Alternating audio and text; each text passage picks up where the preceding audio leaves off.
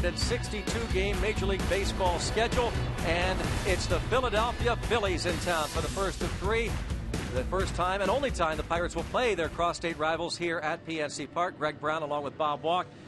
Bob, the Pirates are in first place. They're the talk of the town. They're the talk of the country. And if you look at the numbers, it's hard not to get really excited about what the prospects are for the second half and beyond.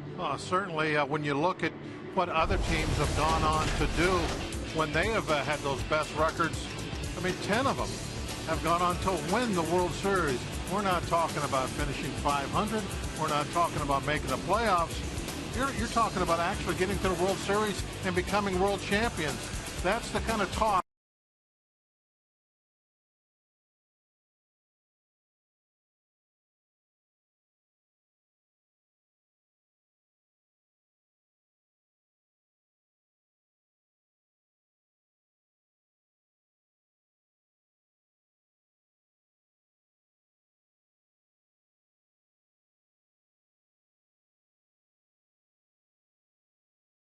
This club, they just went out there and they would not allow the Pirates to lose. That's basically what they did. At least since 1921, a Pirates bullpen going 12 or more innings, not allowing a run. They didn't allow a walk. It has been spectacular. It's been a spectacular.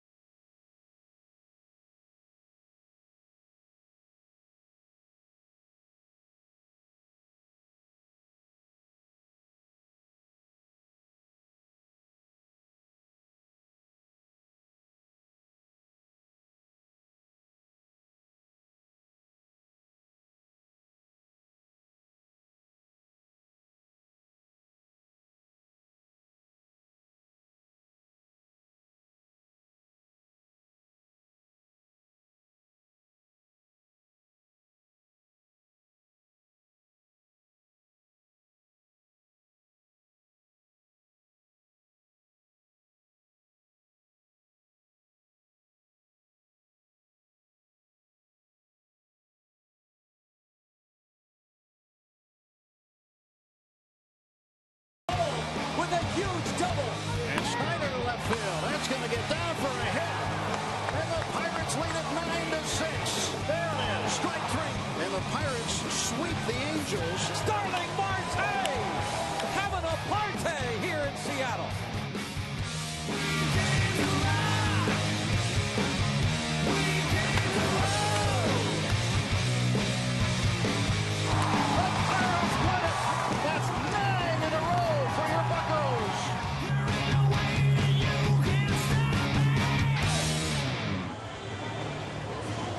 9 straight indeed, and Brandon Compton returns. He made his big league debut just a little over 2 weeks ago. In fact, Compton started this streak in Cincinnati. He didn't get the W, but the Pirates won that final game in Cincinnati and started the 9-game winning streak. The battle of the Pirates and the Phillies, the cross-state rivals, Pennsylvania state flag. And here are the lineups for Charlie Manuel's Phillies. They are 39-44 on the year. Michael Young will be followed by Chase Utley and Jimmy Rollins. Ryan Howard hits cleanup. Dominic Brown having a fine year. Delman Young, last 5 games, 10 for 20 with 8 ribbies. Ben Revere follows. He's been hot as well. Carlos Ruiz and Jonathan Pettibone. Take a look at Compton's numbers, brought to you by Chevrolet. Hopefully we can get a number up in that record on the left-hand side, get a W for him. And it would be nice also to have the innings, say about 16 or more at the end of this game. Bullpen saw a lot of action on Sunday. Keep those guys mainly quiet tonight. Compton comes up because the Pirates were concerned about Garrett Cole being warmed up in that bullpen on Sunday. Cole would have gone, Locke would have gone Sunday. The 15th inning if it had gone 15. Jeff Locke. Cole will pitch, we're told. Garrett Cole, that is, on Thursday. And there are bullpen reinforcements. Yeah, Jeanmar Gomez goes to the bullpen. Jeff Locke there with A.J. Burnett, Russell Martin, one of the heroes, a walk-off base hit. Bottom of the 14th against the Brewers. Strike one. Brandon Compton's major league debut, June the 15th, here against the Dodgers. A no decision. Mr. Strikeout early on in that game. He even surprised himself, he said. He's not a strikeout pitcher, but he struck out the first 4 Dodgers he faced to start his big league career, and 5 of the first 6 Dodgers batters, and did not give up his first hit until the 4th inning. This ball bounced to the right side. He better get over there. And he will, because, well, at 36, Michael Young doesn't run nearly as well as he used to. Take a look at the rest of the Pirates defense. That was Garrett Jones tossing on to Brandon Compton. Starling Marte, Andrew McCutchen, Travis Snyder in the outfield left to right. Pedro Alvarez at third. Jordy Mercer back as the starting shortstop with Neil Walker and Garrett Jones on the right side of the infield, and Russell Martin catches Brandon Compton. Starling Marte. Good job offensively, and also made some fine defensive catches on Sunday. No surprise. Having a heck of a year. Now Chase Utley. I was asked on the pregame about a player that really is maybe done the most to contribute or surprise, however you want to say it. You could throw Marte in there. He certainly has done an excellent job. 1 ball, 1 strike to count on Utley. He really got off to a hot start, which really helped out early on in the season, and has gotten hot again during this winning streak. My guy was Jeff Locke, though. I don't think you can look past what he has done, what he has meant to this team, and where he came from, being the last guy really to be told that he's on the staff, number 5, and now he's number 1. Hopefully get him to the All-Star game. That would be awesome. 3-1 on Utley.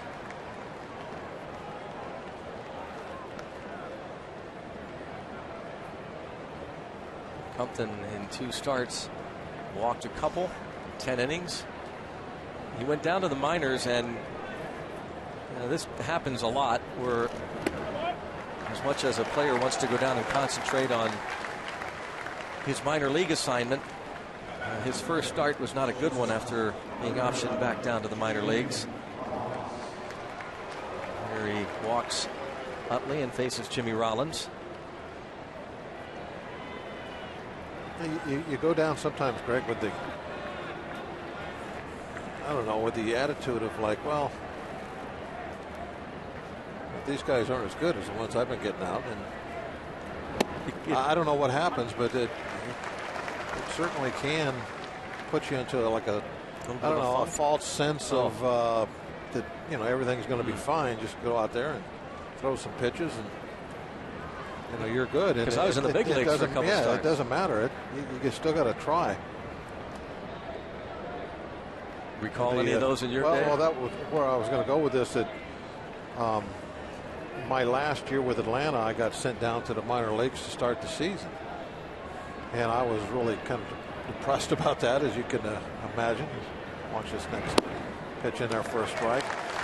Thinking, hey, you know, I've won a World Series game. I mean, I've done a lot, and now I'm going to go down here. I'm just going to walk through this league. And my first start, I didn't get out of the first inning. Wow. I got one guy out. And so that was an eye-opener right away, that even at AAA level, you still have to be at your best. Jimmy Rollins strikes out looking after the walk to Utley. A good recovery from Brandon Compton. A nice little fastball, that a little upstairs. I think perhaps the way Rollins kind of moved back on that he thought it was going to be inside, maybe a little tail bringing that back. But it was a solid strike, man. The only borderline part of it was upstairs. Certainly had a lot of plate. Now here is the struggling Ryan Howard. And I mean struggling. And one of those situations where you just hope you get through the 3 games and get him out of town. He is 0 for his last 20 at bats. Still, he's hit 10 homers, driven in 41.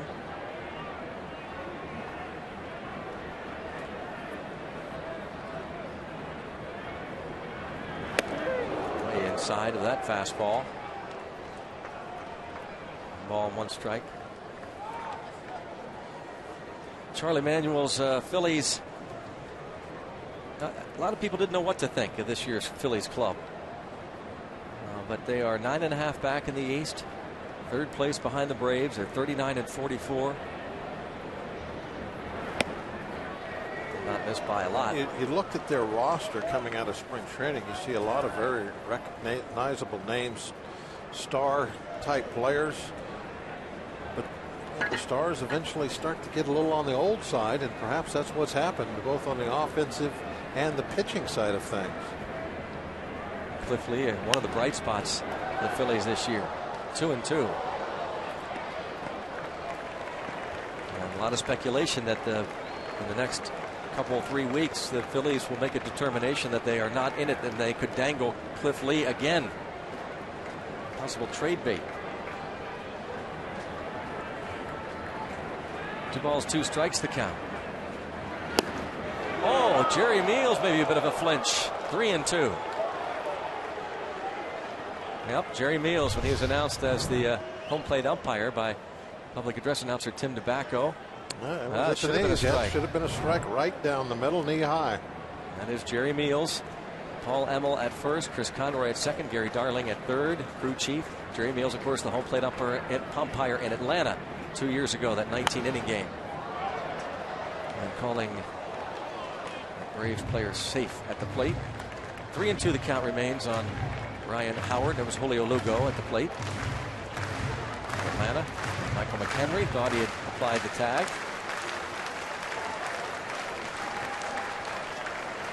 3-2 again. Still 3-2 on Ryan Howard. I'm talking about getting a little long in the tooth, Bob. You look at the top 4 batters in the lineup. Michael Young is 36. Chase Utley is 34. Jimmy Rollins is 34. Ryan Howard is 33. The 8th man in the order, Carlos Ruiz, is 34. Well, I don't think there's any question it's time for them to reload. And unless they had a club that, you know, looked like it was going to go to the World Series. But you get guys in their mid to late 30s. I know that, you know, for a while there, when you went through the steroid era, that, you know, things were all out of whack, and it was hard to say when is a guy going to start to go the other way. There was superstars playing into their 40s. But in the normal world, once you hit your mid 30s, that deterioration is going to start. And you look back at the great Pirate players through time, and that's just the way things are. It's how the bodies are made. Wow, this has to be one of the longest at-bats of the year for Ryan Howard. And it shouldn't have been. He should have struck out looking on the 5th pitch of the at-bat. But now he's seen 5 more.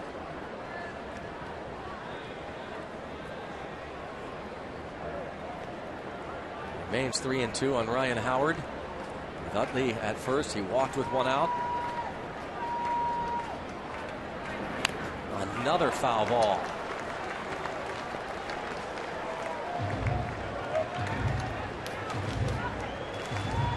Pitch 3-2 pitch. Utley on the move.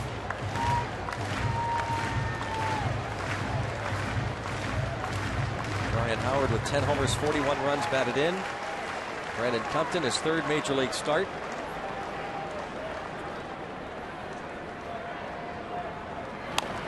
And finally, the at-bat and the inning comes to an end. Well done by Brandon Compton, who had struck out Howard earlier in the at-bat, finally got him to ground out.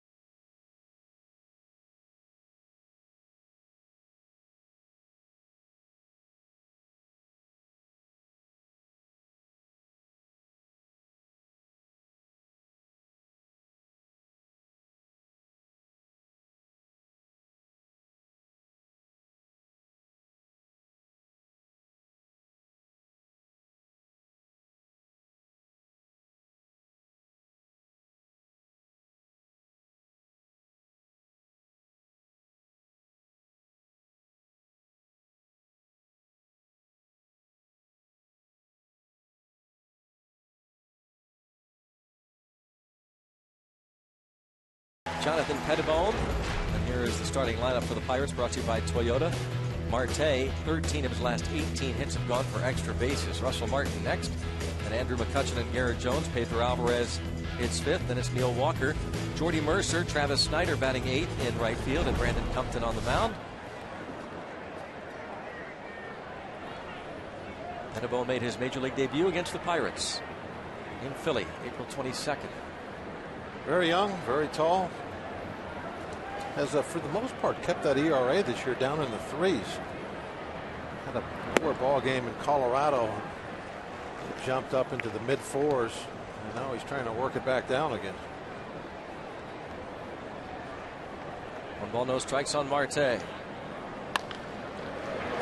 Seeing eye single.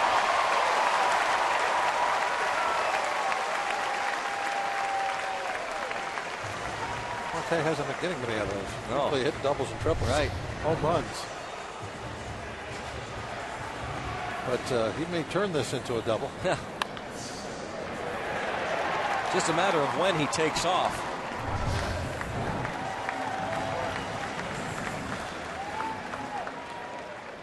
Carlos Ruiz has thrown out only 3 of 18 attempting to steal against the Phillies this season.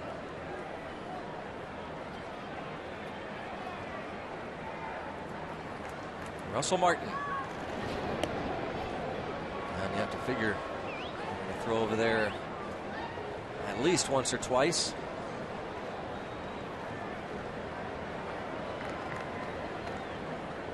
Ten steals against Pettibone. 4 have been caught.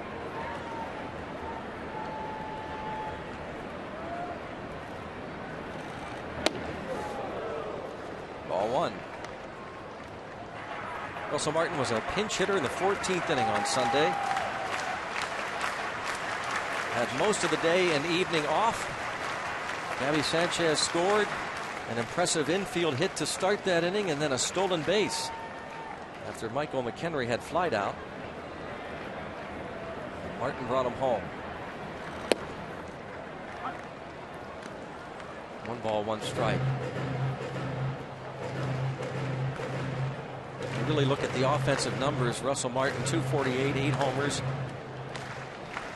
30 RBIs. Not bad, but the total package is what has impressed the Pirates and Pirate fans. And there goes Marte, but he shut it down. He just did get back. This is the second time this season that Marte has done that. The first time he did it, his manager Clint Hurdle took him aside and said, from now on, don't shut it down, just go. You saw a little bit of a stumble. And Greg, I think it's been more than twice. I know that there was one time where Clint did go on record saying that he should just go ahead and take off. But I know he's done that 3 or 4 times, I think, where he gets out there and he stumbles a little bit. Maybe the second time he's drawn a throw. That's what I mean. It's the second time he's drawn a throw. That ball fouled off. And, I mean, come to a complete stop and had to scramble to get back. Now, the first time he did it, he was picked off. He was thrown out. But, yeah, he's done it at least 2 or 3 times. In fact, I'm going to go, it's been a dozen times, Bob, and where he's got back without a throw. Yep. So, for some reason, he loses his footing quite often when he makes that initial break. He needs some starting blocks or something down there. Yeah. Longer cleats.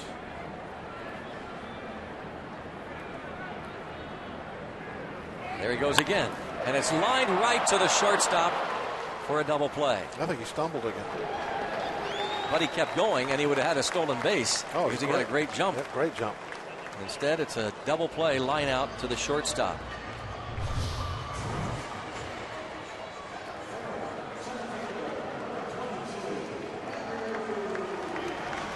Jimmy Rollins decides to just throw on to first base. I think we're definitely going to steal that one. 2 outs for Andrew McCutchen.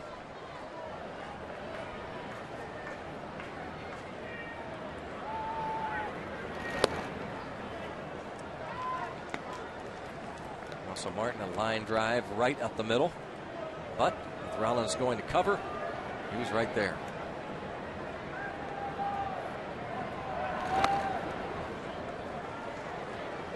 Two 2-0 on Andrew McCutchen. What kind of a July will McCutchen have? Remember last year, his June and Julys were so impressive. 2 balls and 1 strike.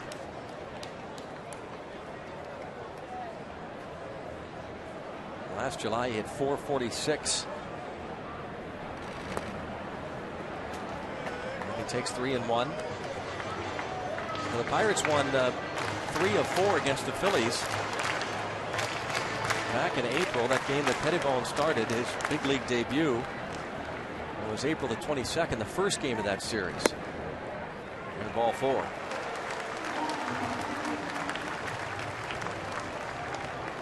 Two-out walk for McCutchen.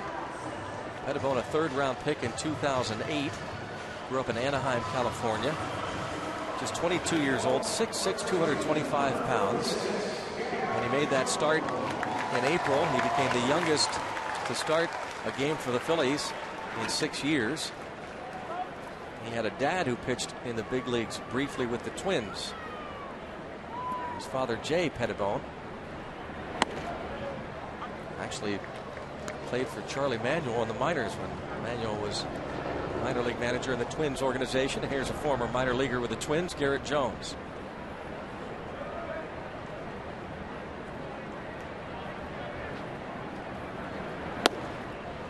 One and 1. Pettibone has struggled in a couple of areas. On the road, his ERA is 6.39. In Philadelphia, it's 2.55. So doesn't really make a lot of sense, does it? No, it's a good hitter's yard in Philadelphia, but a better home ERA. Much worse on the road. The lefties are hitting 315 against him. Righties 257. So he'll face 3 straight lefties Jones, Alvarez, and Walker. Ball hit the other way into the seats. And after Jordy Mercer bats, Travis Snyder, another left-hand hitter, will face Pettibone.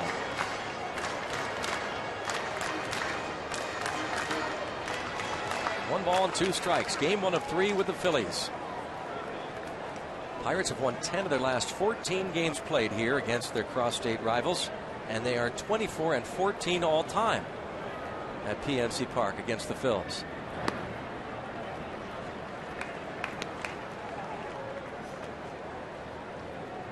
So even when these roles were reversed, when the Phillies came to town in first place, and the Pirates were really struggling a number of years here.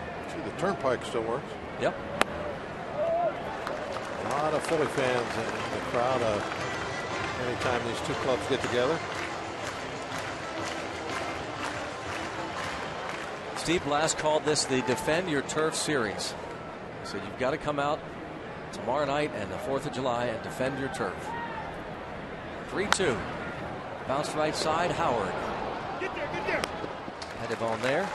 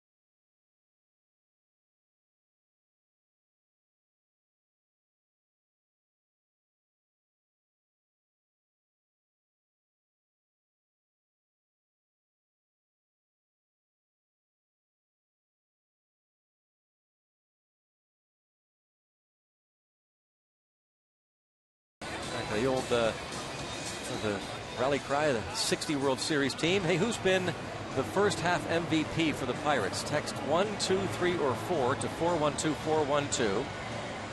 Text and data rates do apply. Pedro Alvarez, if you think he has been the MVP for the first half, text 1. Jason Grilli, if you think he has been the team's MVP, 2. How about Jeff Locke, as Bob suggested, text 3 for Locke, or Russell Martin. Maybe an underdog there. Text 4, Russell Martin, 412-412. And we'll check on the vote tallies as we go along tonight. As Dominic Brown steps in. Pedro Alvarez really having a strong, since the first maybe week and a half of the season, Alvarez has been really strong. Very early results, but you can see early leader is Russell Martin. A lot of votes coming from Canada, I suppose.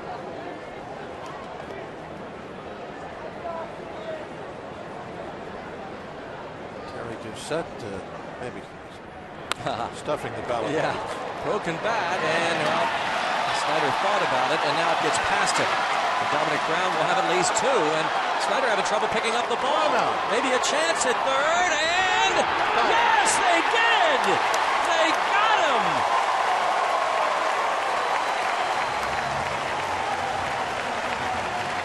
Nice throw by Walker. Travis, way to set that play up. Yeah, just goading him into it. What a play. got in too close on that ball and ended up getting in between Hop, and then he couldn't pick it up. And Walker, a absolute perfect toss. As Alvarez is catching it, he's putting the tag down on his backside. How about that? And you know that throw wasn't the greatest from Snyder either. Downstairs, and Walker turned and threw a strike. So a single E9, 9-4-5. Yeah, nice play by Pedro. I didn't realize till we saw the replay from that angle that the throw was just a little bit offline, a tad on the outfield side. He just brought it right back into the body, didn't he? Oh, just perfect. So we see this play here, the little misplay by Snyder, who thought about coming in to try and make the catch before it hit the ground, and goes past him. Has another little problem picking the ball up, little low throw, but great play on both ends. And also something that helped out. Dominic Brown looked like he was slowing down going into second. Speed. He had kind of taken the double, and then when he saw the ball not be picked up, then he tried to, drop it down and take off again. It didn't work. Well, defense has been a big part of this Pirates surge, and Alvarez is right up there in that zone rating category defensively. His errors are up, but he has as many chances as anybody in the league, and same is true with Neil Walker in terms of fielding percentage. Clint Hurdle said the other day that Neil Walker is exceptionally gifted moving to his right. Talked about Mercer and Barmes being blue collar and very solid at shortstop, and Gabby Sanchez or even Garrett Jones playing strong defense. And toward left center field. And the other thing that they talk about are singles and doubles that are turned into outs because of Marte and McCutchen. All the ground they cover.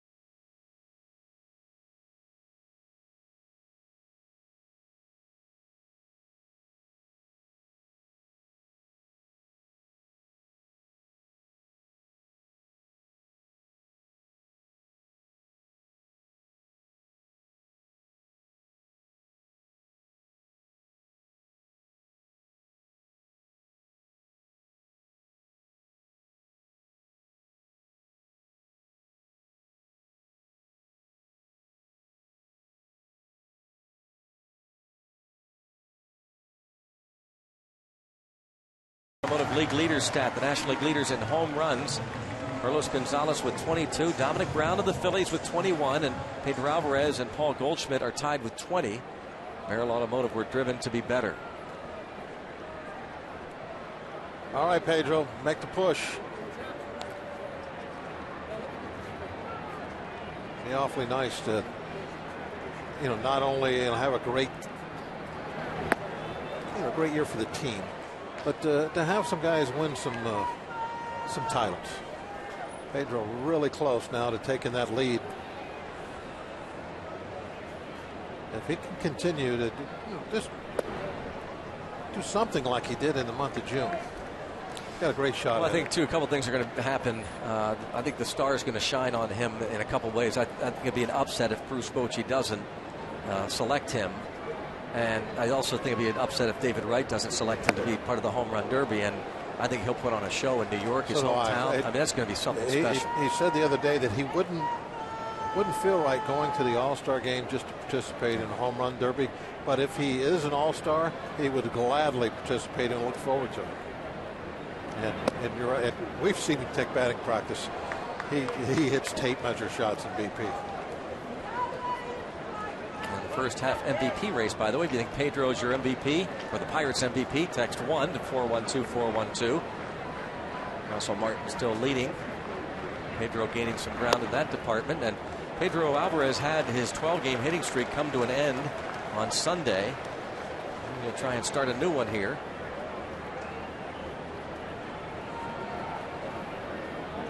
He is tops in the league in terms of home runs per at bat. He hits a home run every 12.9 at bats. But Pettibone swings the strikeout, gets Alvarez to swing and miss, and that's the first strikeout for Pettibone. Got in the chase. Oh, didn't chase. That ball was a strike. Oh, he dropped late. When it was over the plate, it was at the knees.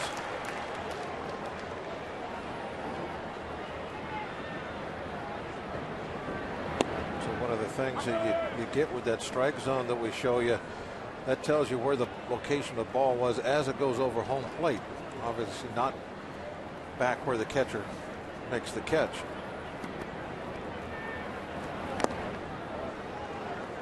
And when the catcher starts to move his glove down to go after the baseball, it's still going to keep moving even after the ball hits it.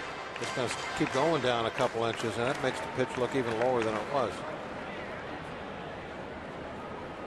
Same thing when if your catcher's trying to reach on one side or the other. That's why I think most pitchers, they love the catchers with the quiet hands, where there's not a lot of movement after that ball hits the glove.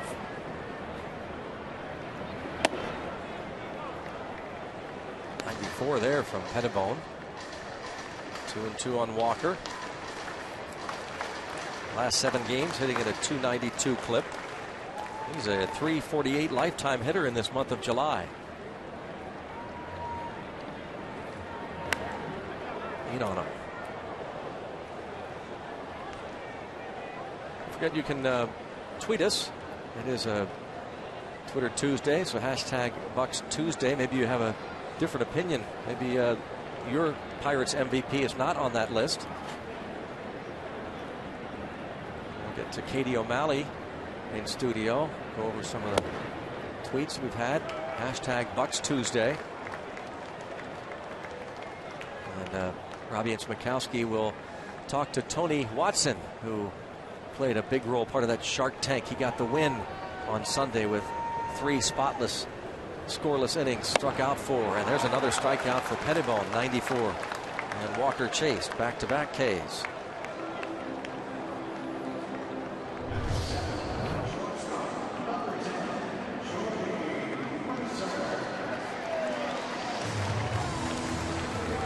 Kept it away.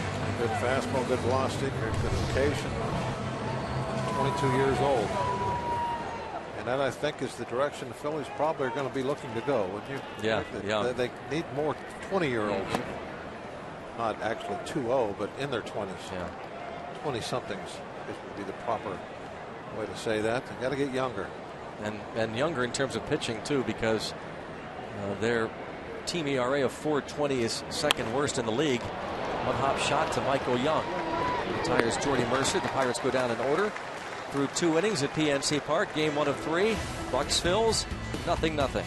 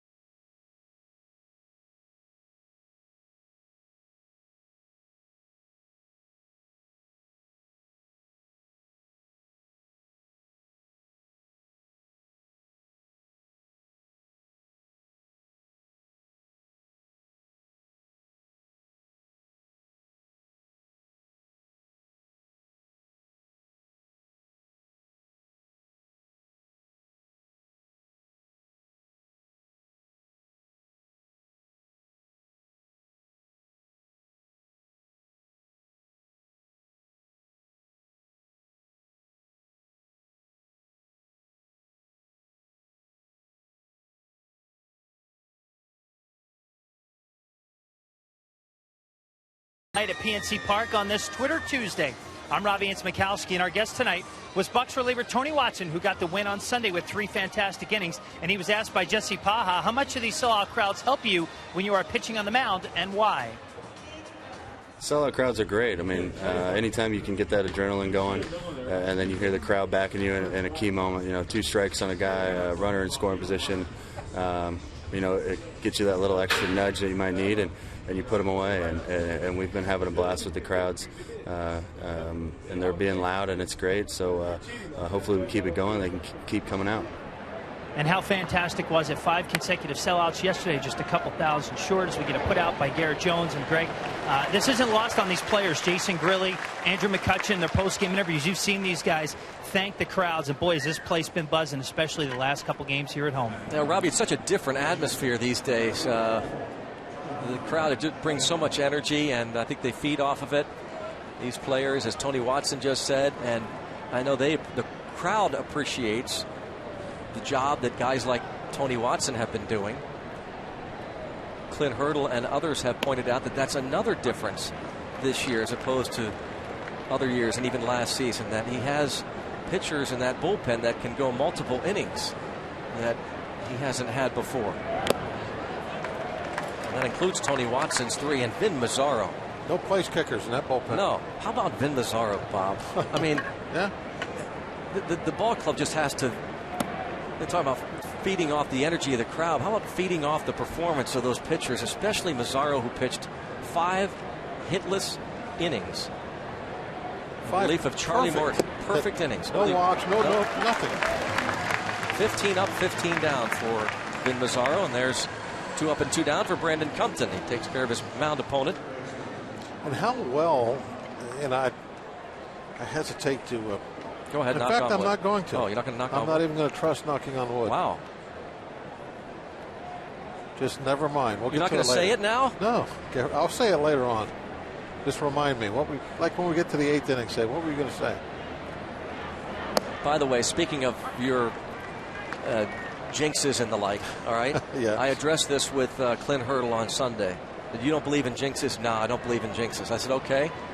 How come Dave Joust has been taking that lineup card out every day for the past 9 days, 8 days on Sunday? Mm-hmm. He said, well, if something works, I don't want to disrupt it. Exactly. And I said, well, then how come the team was wearing those black alternate jerseys throughout the whole stretch? He said, again, I don't want to disrupt it. There's no reason to take a chance. But, okay, but Sunday they wore the 70s unis, the early 70s. They had to. And they still won.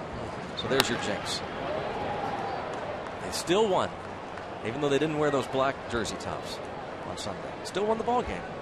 Well, how did that happen? When Bones hung them up, yeah, they were knocking on wood. Every time they hung one in the locker, they would knock on wood. I knew you'd have an That's answer. what it was, yeah. I mean, there are some precautions you can take. There are. There are some precautions. And there's some things you have to change. Sundays, that's what you got to wear, so you take precautions. Knock on wood. That's all you got to do. Takes any jinx off. Except with the one you're going to say. You don't want to even say it. No, I'm not going to. It's the same thing as the jerseys and Dave taking the lineup. Why mess with Why it? mess with anything? So I'm going to keep my mouth shut till later.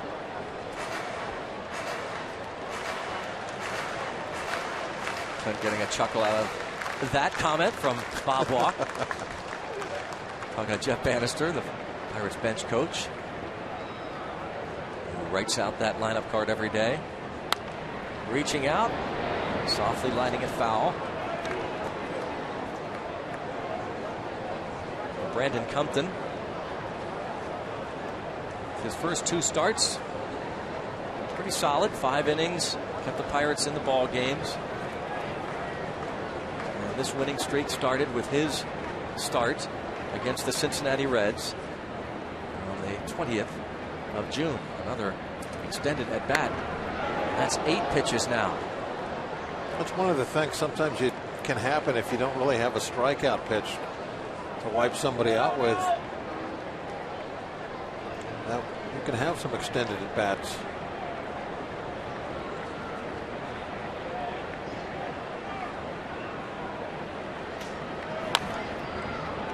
This one's going to be fair. but going to be an infield hit for Michael Young. Nothing to do about that. He couldn't have caught that pitch with his bare hand and then rolled it out any more perfectly.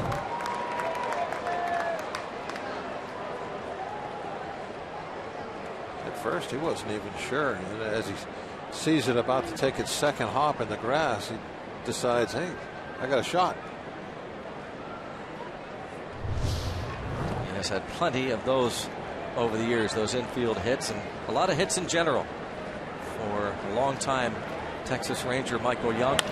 Bounce to second. Walker should handle it, and that'll take care of Chase Utley. Up to the bottom of the third, it's still 0-0.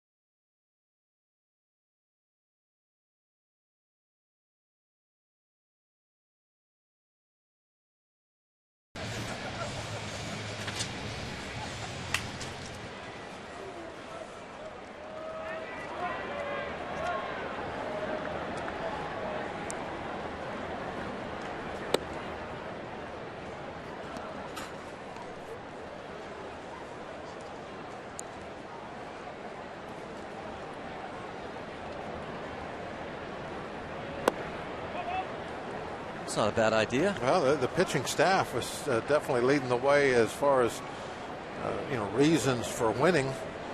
Look at their team numbers, where they rank in the league, and it's pretty impressive. You don't see them up there on top when you're talking about the hitting numbers. They're just kind of all right, middle of the road. But pitching, they're number one, lowest team ERA, 3.11. Tons of strikeouts. I mean, pitching staff has done it all. When you think of all the injuries that they've had to deal with. Fewest hits allowed, fewest runs, third in strikeouts. The one oddity, Bob, is that they still have walked more batters than any pitching staff in the league. And there's another strikeout as Travis Snyder is caught looking. Two ways to make up for that. Don't give up very many hits. And they don't. And strike out people. Yeah, and they do.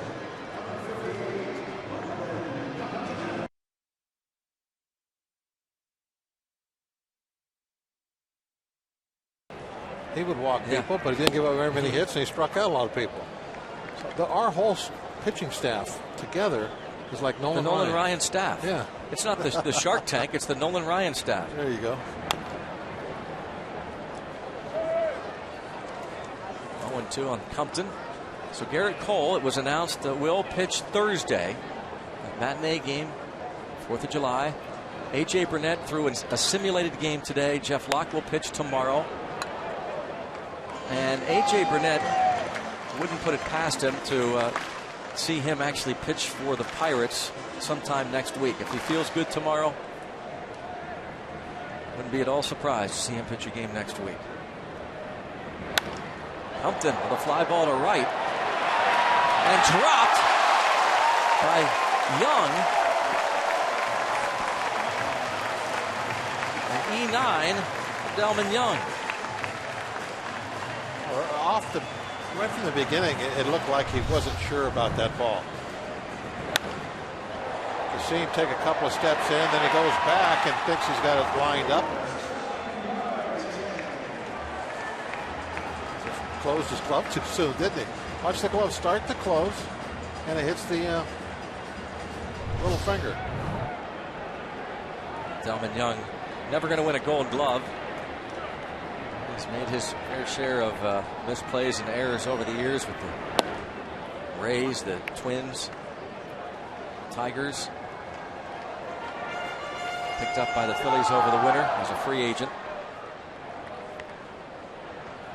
The Phillies certainly have some positions to address in the future. 0-2 on Marte. He singled in the first.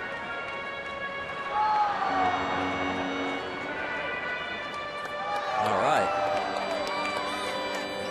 And now for the Marte Parte. It's going to start.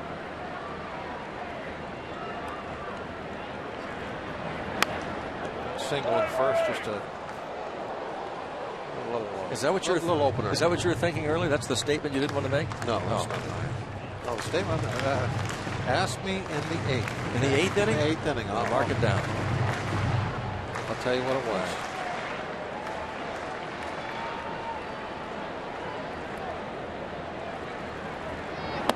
1 ball, 2 strikes. Starling Marte, one of 5 players who before the All-Star break had 8 or more homers, 8 or more triples, and 22 or more stolen bases. Willie Mays, one of them.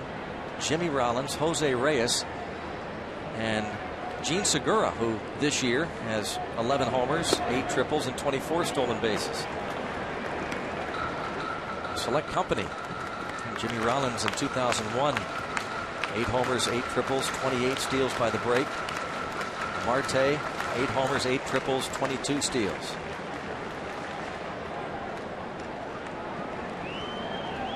And going back to last season, Starling Marte is the only player since 1921 with at least 13 homers, 14 triples, and 34 steals in his first 123 games. There's that list. 3 All-Star break numbers. Willie Mays the other, 1957.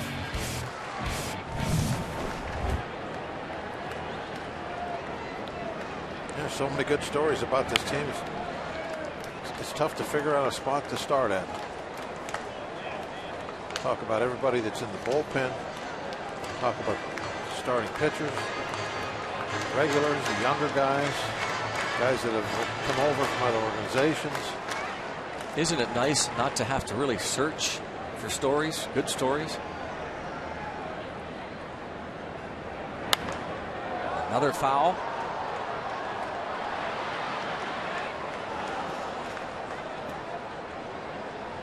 Two and two on Starling Marte.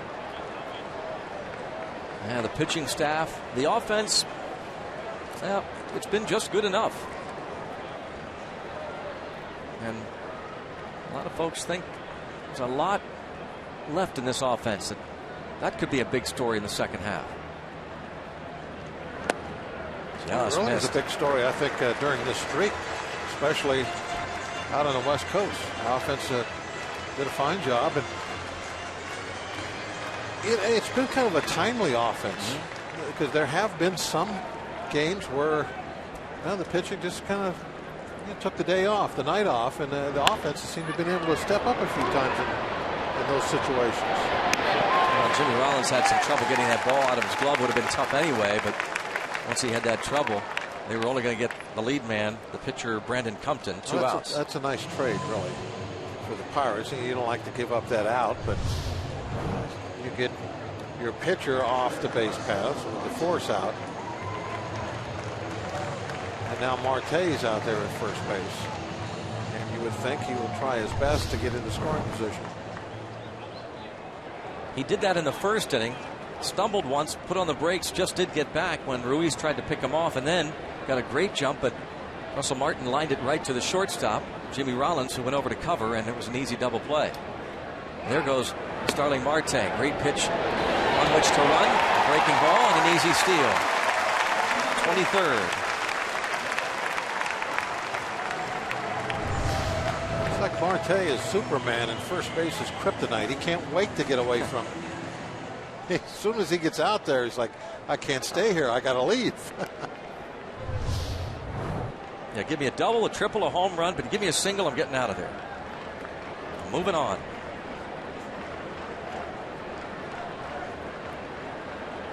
Now, Russell Martin with Marte at second. Oh, big cut. He had a home run off Jonathan Pettibone in that April 22nd game. He and Pedro Alvarez both went deep.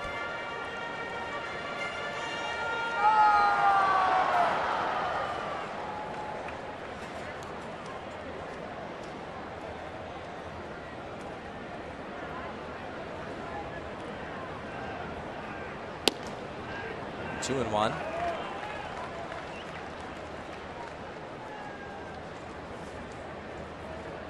Bucks winning streak began in Cincinnati. You looked at that road trip at the start of the season, you thought that could be a defining trip. 4 in Cincinnati and 3 in Anaheim against the Angels, and then 2 in Seattle. And the Reds won the first game of that long road trip. They won it 4-1. As Mike Leake beat Francisco Liriano. The Pirates shut out the Reds the next night. That was Charlie Morton making his second start. And the bullpen shut the door the rest of the way. They lost in 13 innings the next night. And the winning streak began with a 5-3 victory June 20th. And there's ball 4.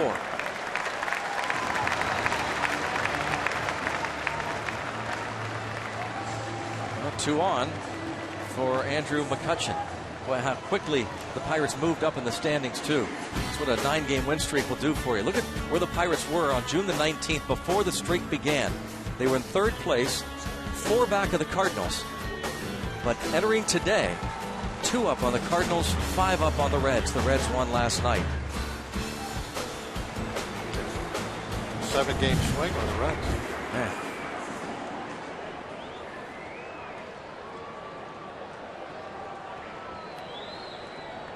The Reds have lost 7 of their last 10, but again did win last night. Can't take our foot off the accelerator. No. Lesson learned perhaps from last year. Keep the pedal to the metal. Ball 1 on McCutchen. He walked in the first.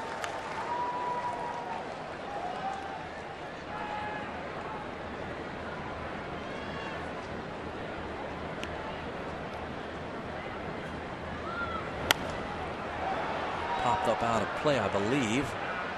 Howard going over to take a look, several rows back. Those Reds are leading 1-0 over the Giants in game 2 of that series in the 3rd inning, 1-0.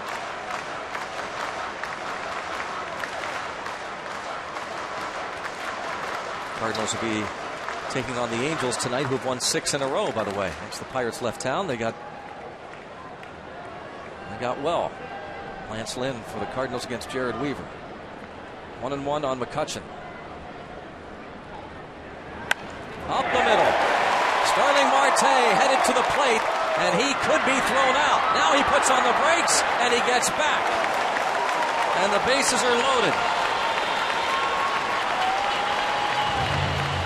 Utley with the stop. Yeah, great play by Utley, saving that run.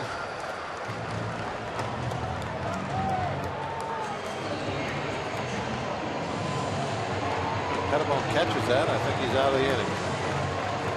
Great stop by Utley. The infield hit for McCutchen.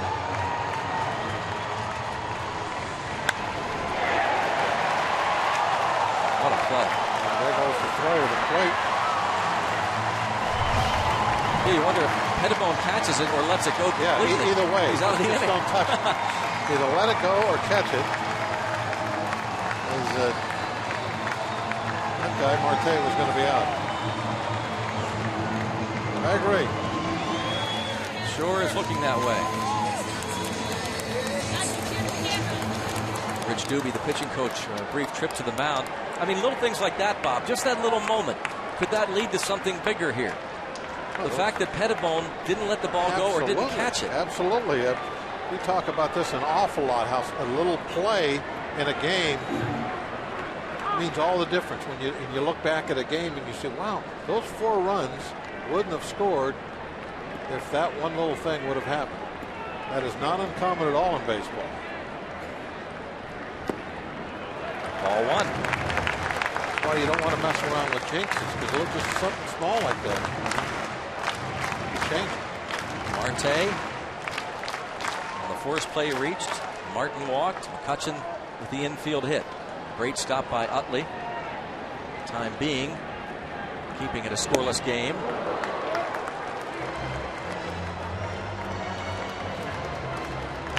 ball, 1 strike on Garrett Jones.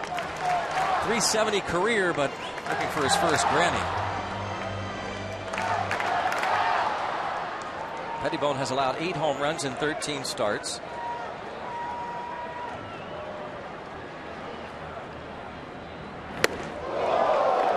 Let's Jones do the limbo. He's trying to work him upstairs with a fastball like that. The swing and miss pitch. I would like to see him get another one of those, except about 6 inches lower. That would be in the sweet spot of Garrett Jones.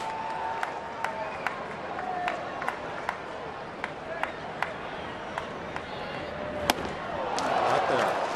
94 past Jones. Got to be lower than that. Can't be the upper half of that strike zone. He wants that ball down like that.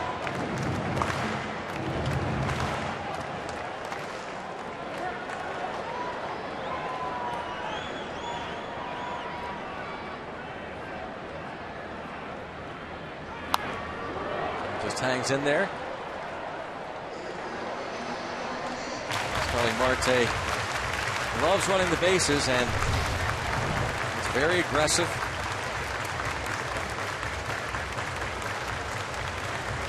What he's doing as the pitch was coming into Garrett Jones. Sometimes you distract that pitcher a little bit. Pettibone, a big strikeout, 95 miles per hour. He has punched out 4. Still 0-0.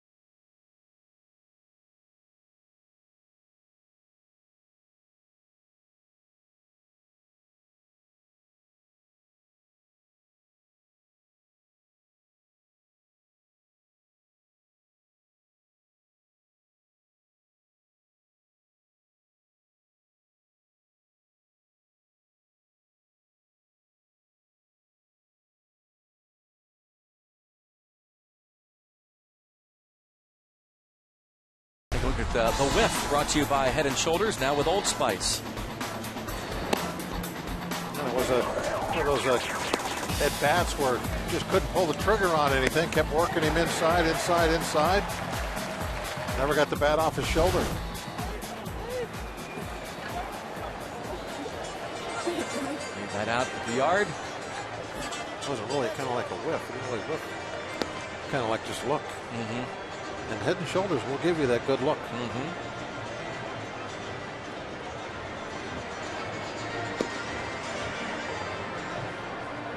All kinds of great hats at the ballpark tonight. Game 1 of 3 with the Phillies. Take a look at the schedule. You want to get your tickets at Pirates.com tomorrow night and Thursday afternoon, 4th of July matinee game. The Pirates will hit the road for 3 against the Cubs, and then 3 next week against the Oakland A's. Should be a fun interleague series. And before the All-Star break, the Pirates will host the Mets following weekend.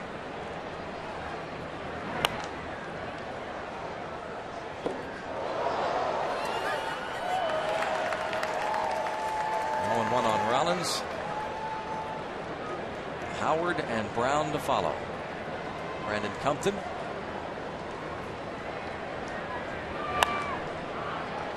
Pop up. Alvarez. One away. Join us for Pup Night, presented by Rachel Ray Nutrish. Enjoy a night of baseball and festivities with your pup on the Pirates deck next Tuesday when the Pirates host those A's.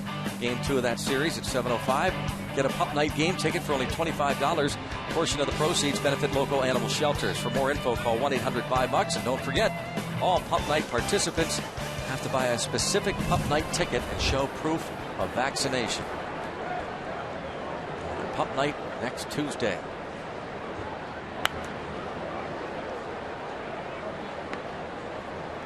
Ryan Howard, long at bat in the first inning. One of the reasons the pitch count for Brandon Compton is up to 51. Which really isn't all that high, 4th inning. Think how more efficient it would be without that. A couple of at-bats where he's had to throw a lot of pitches. But not really all that far. A 12 pitch at bat in that first inning. Could have been a 5. Did not get a call.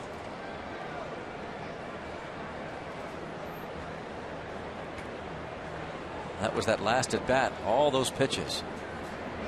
And he swings and misses, does Howard, at that pitch in the dirt. That'll complete the strikeout. Third K for Brandon Compton.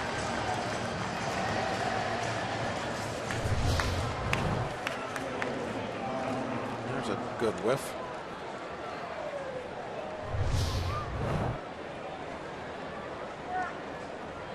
Howard's woes continue. Brandon Compton was a 9th round pick of the Pirates 3 years ago out of Georgia Tech.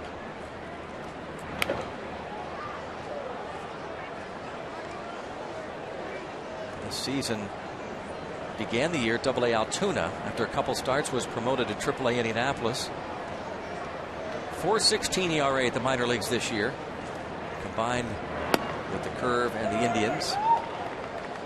1 ball, 1 strike, and it just seems as though no matter who the Pirates send out there,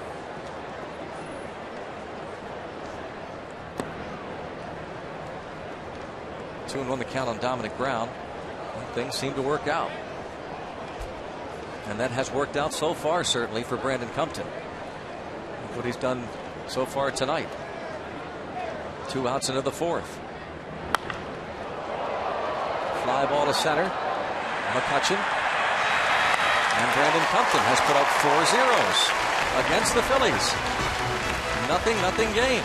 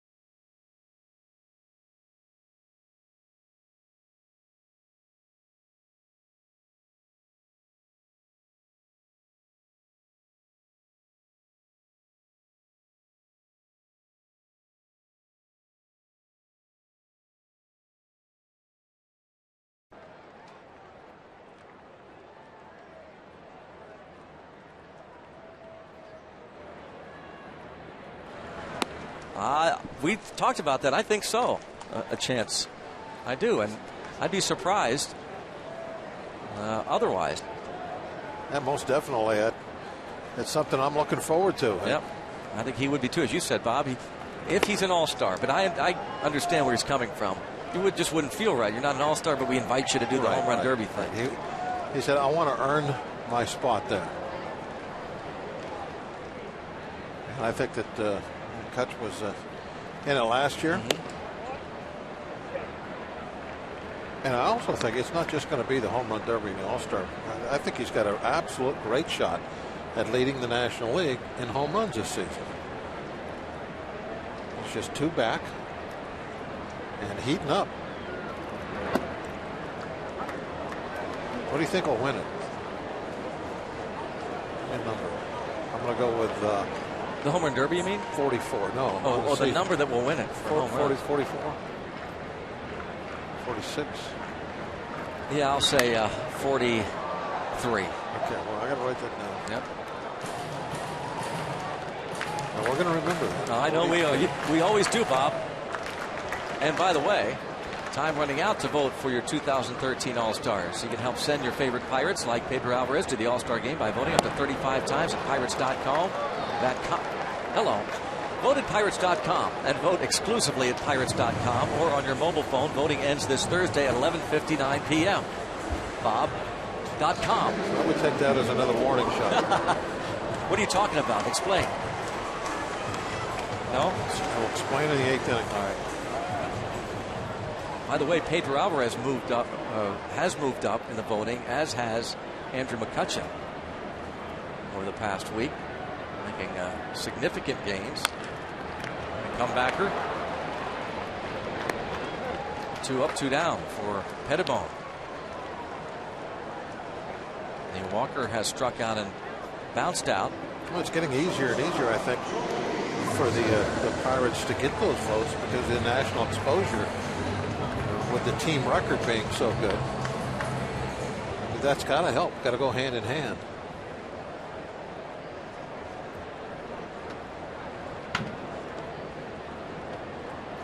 For 2 so far for Alvarez.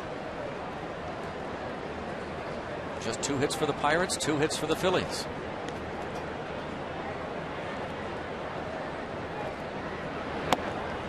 Hoping for a little bit more by now. But the one good thing is that even though they haven't scored runs, that they've been able to get Pettibone's pitch count up. This will be number 75. So perhaps we can get into that bullpen quickly. I heard you talking before the game about you thought one of the keys for the Pirates was to get into that bullpen because it has really struggled.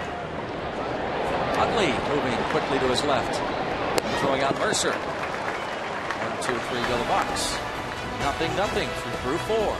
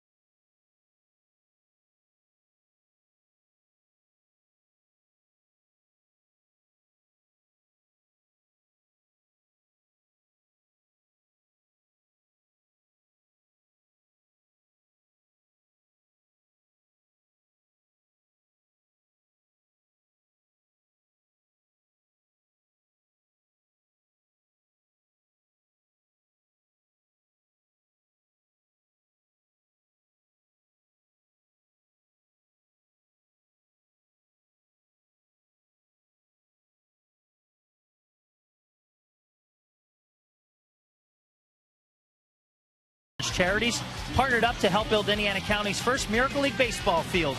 Pirates Charities contributing $150,000 to help defray the construction costs. What a very nice thing for kids with special needs and adults to be able to play the wonderful game of baseball. Greg Brown was a part of that. And also, you can help with Pirates Charities next Tuesday with the Pirates Charities auction broadcast here on Root Sports. The pregame show will start at 6 as opposed to the normal 6:30 start time. So make sure you tune in. You can have a bid on one of the many items we're going to have up for sale during the auction, with all the proceeds going to Pirates Charities. And a wonderful thing. And Greg, today you were there. A wonderful day in Indiana County. Yeah, Robbie, it was. It always is. It's a cause that Bob Nutting, the Pirates chairman and chairman of Pirates Charities, has taken to heart. It's a labor of love. And Bob, I know you've been there, and when they built those fields, those kids that were told their whole lives they could not play the game of baseball finally are able to play thanks to those Miracle League fields. And there's a nice play by Neil Walker.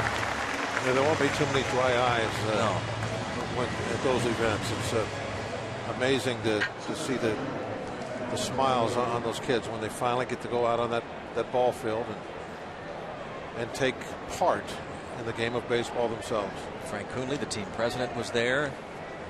Patty Patis, Brian Marecki, Jackie Hunter from the Pirates. A lot of smiles indeed. Pirates have been involved with a lot of those Miracle League field openings. Cranberry, Murraysville, Altoona, Wheeling, West Virginia, Bradenton, Florida. Pirates have been a part of it all. Thanks to Mike Sherry, whose dream was realized, and his mom today, Nancy Sherry Helsel, at that event. She has kind of spearheaded the Miracle League field of Indiana County. And Revere bounces this to the shortstop, Mercer. Nice play and 2 quick outs.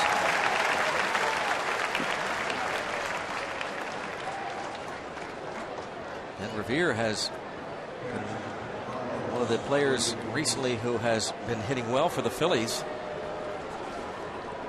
He has been retired twice by Brandon Compton. Carlos Ruiz now, who grounded out to Garrett Jones, starting the third. 34-year-old Carlos Ruiz. He had .325 last year with 16 homers, drove in 68. No homers, 4 RBIs for Ruiz, who spent time on the restricted list. 25-game suspension he had to serve at the start of the year, violating the Major League Baseball Drug Prevention and Treatment Program for amphetamine use. 1-2 the count.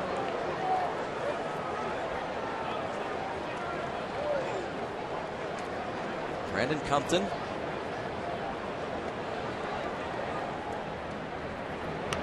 Hits Ruiz on the 1-2 pitch.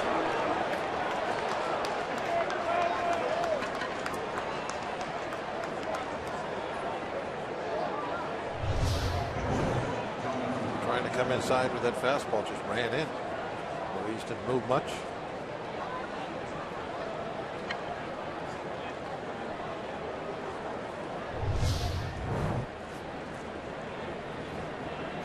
So he faces his mound opponent, Jonathan Pettibone.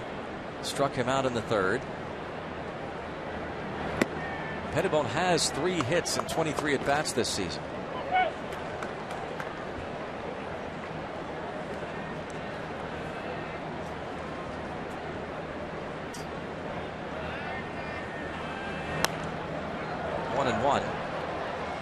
Josh Harrison was sent down today, back to the minor leagues to make room for Compton, so that Compton could make this start. It's been a constant shuttle. Yeah, it really is this season kind of like there's about a 30-man roster instead of a 25. There's a number of players that just kind of get moved back and forth those last 2 roster spots. Pitchers, extra men, just depending on what's going on with the club at the time. Nice quick inning. How about 5 scoreless for Brandon Compton? After 4.5, it remains a 0-0 ball game.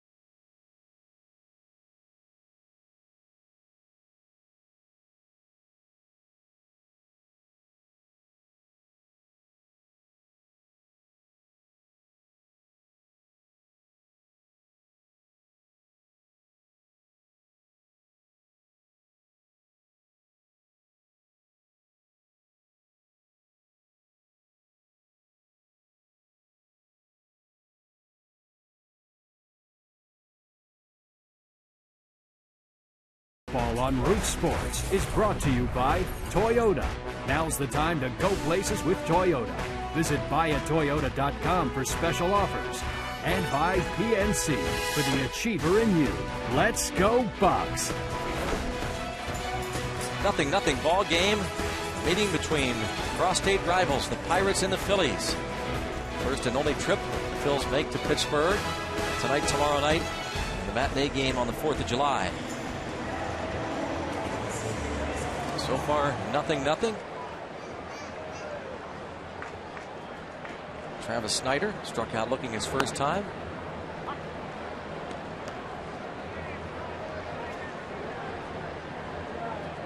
Five strikeouts for Pettibone.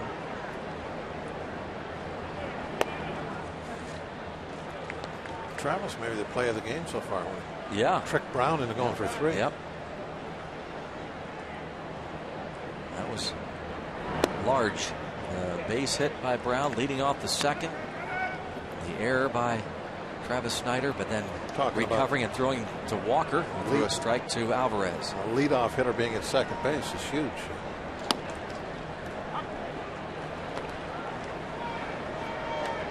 Two balls, two strikes. Dominic Brown trying to head to third after the error by Snider was thrown out, tagged out by Alvarez to start the second. Bounced right side. There's Utley again.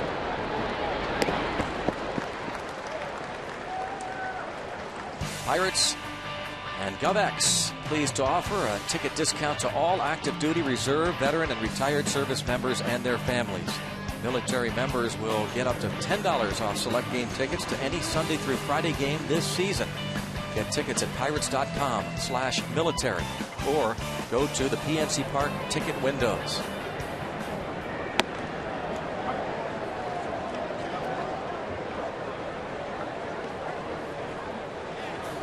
Look at baseball. They got a little scuff marks on it. It looks like it's been doing some work.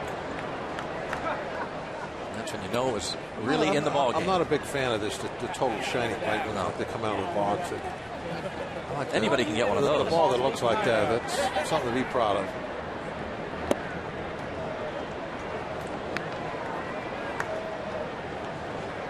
Compton reached on a Delman Young error. His first time, he is 0 for 5 at the plate, over 6 at the plate at the major league level, and that's 6 strikeouts for Pettibone. Neither offense getting anything going here against Pettibone or Compton. It feels like Sunday's game, doesn't it? Yeah.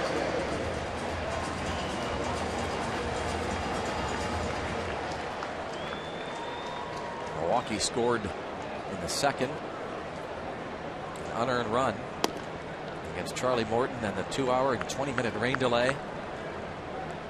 That's when the bullpen was called into action. The Pirates tied it in the 8th and won it in the 14th.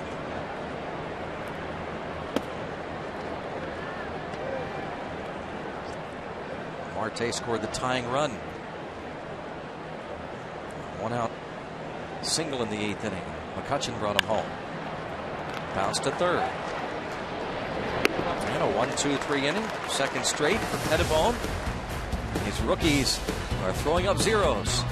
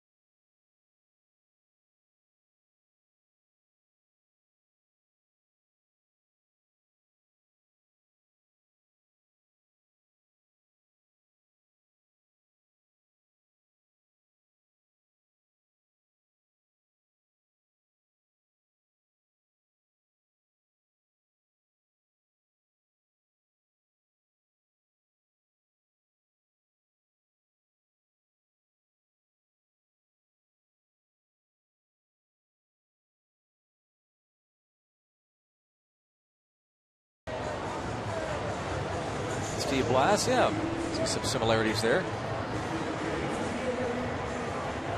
Well, I think Compton has about 30 pounds on Blass when Blass was a rookie. Was a little skinnier. Yeah. And you can see facially. Yeah.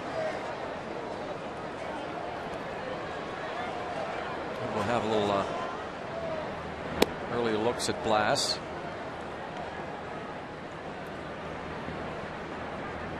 I can see that resemblance. Toward the right field line, just foul off the bat of Michael Young.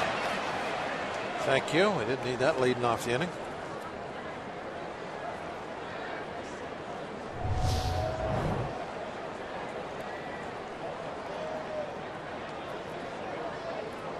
Too hot to handle. Front row. Michael Young was the most valuable player of the All-Star game played here in 2006, a 7-time All-Star. Headed up the middle, and another hit for Michael Young, his second. Still going at 36, and back in 2006, Trevor Hoffman, a 2-1 National League lead in the 9th inning. Hoffman trying to save it, but the triple by Michael Young scores 2, and the American League takes the lead. They win the ball game, and Michael Young, MVP of that All-Star game.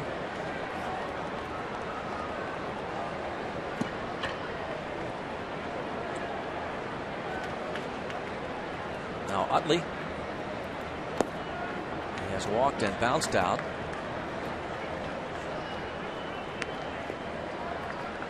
This is the 3rd time through the lineup for these Phillies against Compton.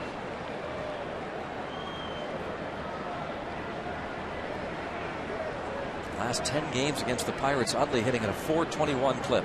Did the same ground ball that he hit a second time with Walker.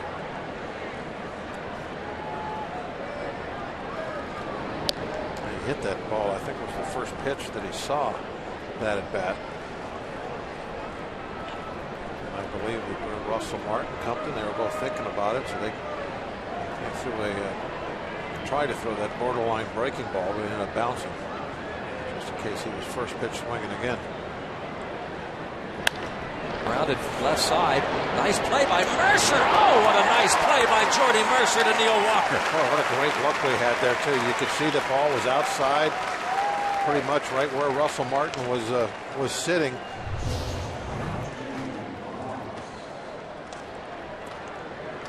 Utley not trying to pull it, went the other way, trying to go through that hole. You had Mercer playing up the middle. It was just a fine defensive play by Mercer. And Greg, I think Mercer is answering in a very positive way. Can he play defense as an everyday shortstop? So far, so good, I think, since he's been inserted into that role. Not only is he making the everyday plays, he's made several exceptional plays since he's been a starter. Yeah.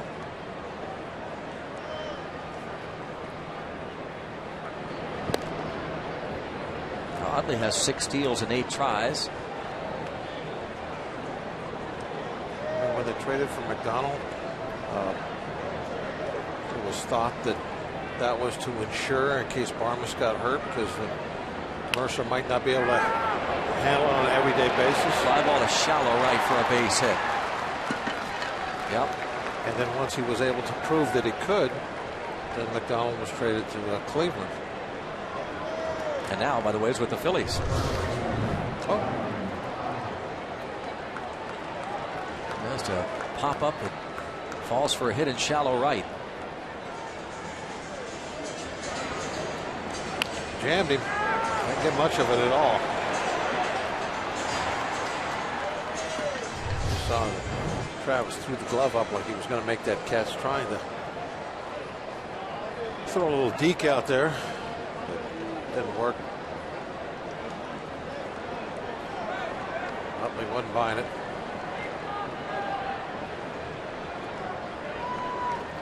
Here's Ryan Howard. He's grounded out and struck out. Hits one to the gap in left center field. And this will score a run. Ryan Howard was 0 for 22 before that single to left. Chase Utley scores. It is 1-0. And Rollins goes to third. Well, the fastball in and just didn't get it in very far. Right down the middle. Nice job by Kutch cutting it off and making a very good decision about throwing the ball to second base, not third. So with one out, the double play is still in order.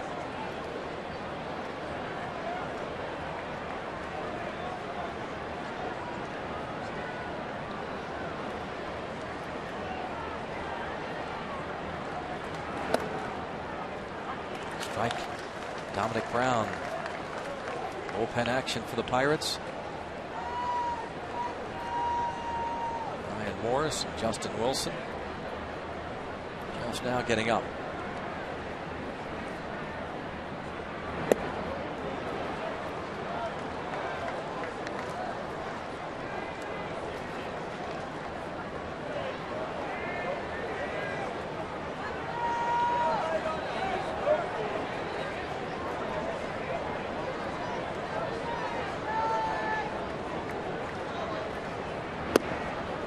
Two and one. Dominic Brown. Hit a ball to the warning track in center his last time up. 6'5", 205 pounds. Just coming into his own, it would appear. Oh, it is 3-1.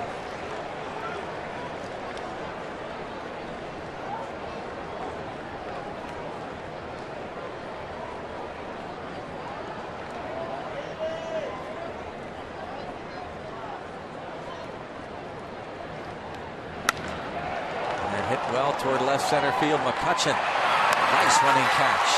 Sacrifice fly for Brown. It's 2-0 Phillies. Nice job by Brown, not trying to get out and hold that ball, stayed away from the grounder. Able to lift it in the air. Very similar to what Howard did.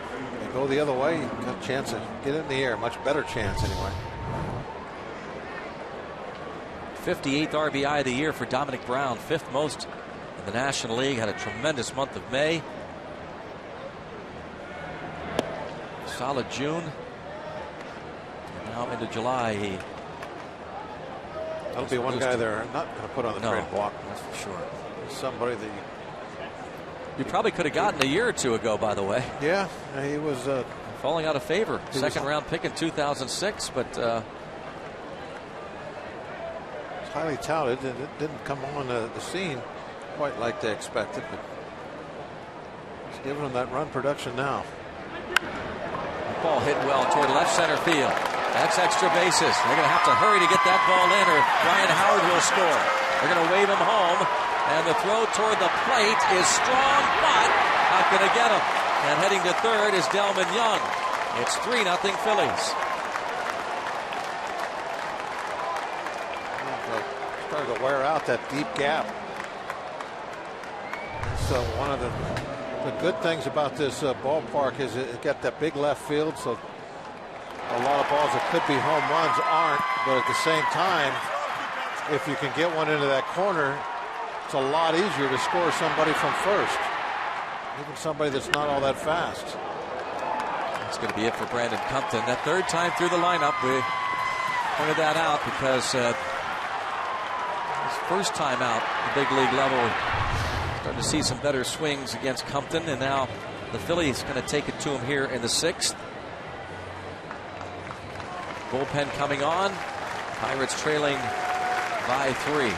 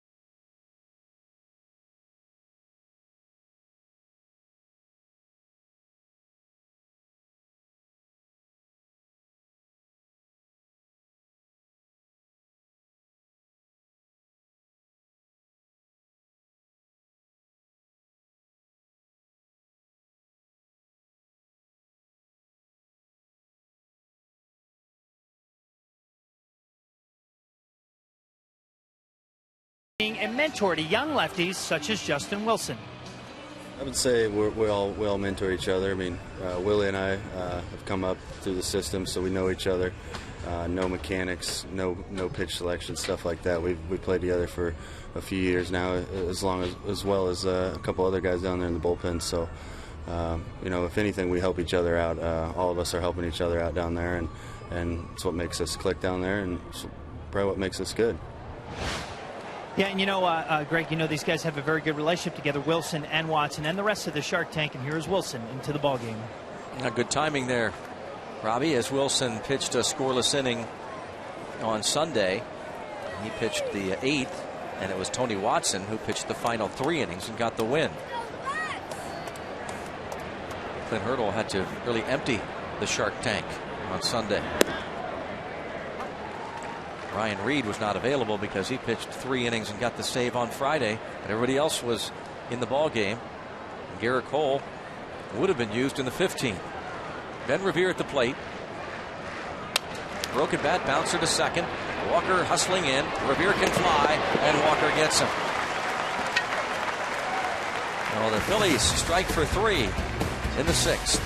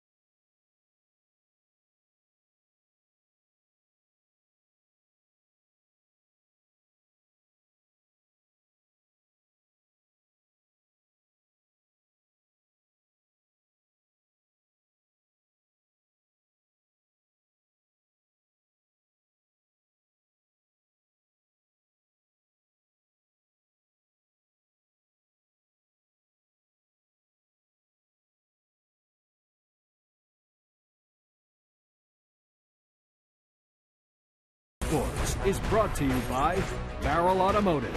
We're driven to be better. And by Levin Furniture and the all-new Levin Mattress Stores. For a great deal on a new bed, shop Levin's. Let's go Bucks! Welcome back here in Pittsburgh. Beautiful night, beautiful look. The sun sets behind us. As long as those things are over there. Yeah. Probably a little wet underneath that one.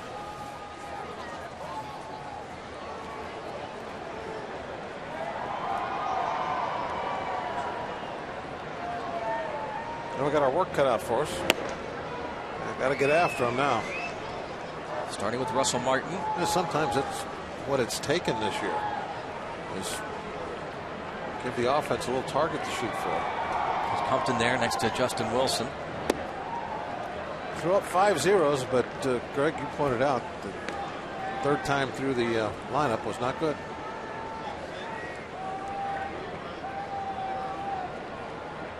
Third big league start.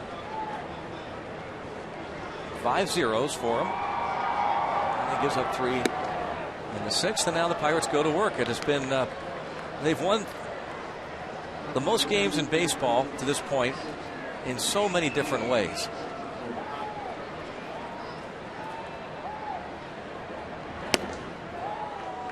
But probably, Bob, you'd have to say the majority of the games they've won, or so it seems. We checked it out, but they do get that pitch count up and get to that bullpen. When it's been a competition between both bullpens, we know who comes out on top most of the time.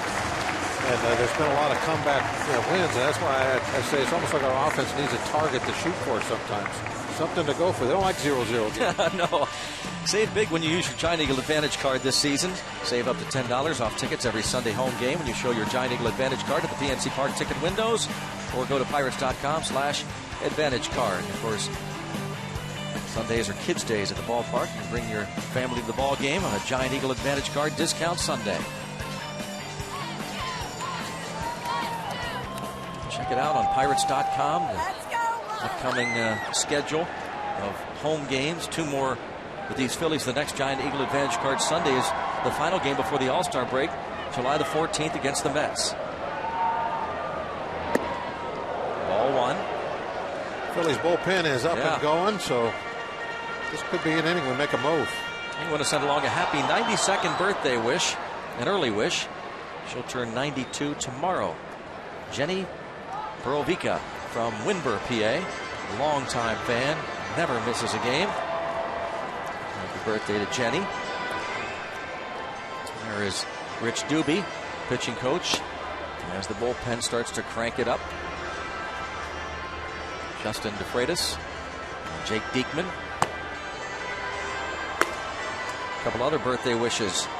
Caden Long turned 3 yesterday. Kennedy Long will turn 1 in 10 days. That from Terry and Reagan Long. 2 very young Bucco fans, and Long fans are lined up. It's got to be Manny's Barbecue, huh? No, oh, that's for the Rita's Ice. Good night for that. Very popular. Rita's Ice has been popular in Philly for a long time, and it had to hear at the ballpark, and it's gotten a lot of attention. That one out in Wexford is, if you want to make the granddaughters happy, that's where you take them. 1-1 on McCutchen. He's walked and reached on an infield hit. Utley made a big save on that third inning single.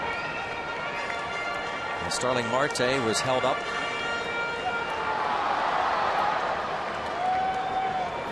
Otherwise, the Pirates would have taken a 1-0 lead.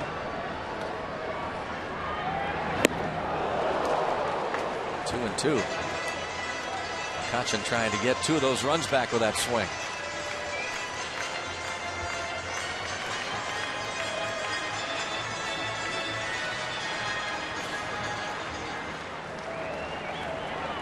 I don't think Kutch has really hit that really hot stretch that we usually see him hit.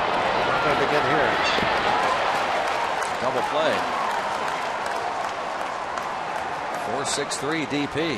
Well, we have that to look forward to, I think, this year. Maybe it'll come here in July. I have to think that one of the really hot tears is going to be coming along soon.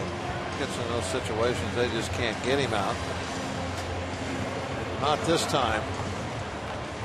Good turn by the Phillies. At the very fast Andrew McCutchen. Pettibone. It's the double play. Rollins, the middleman.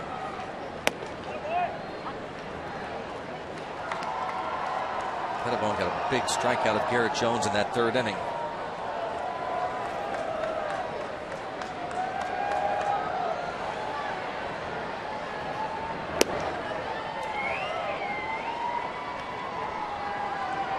One ball, one strike.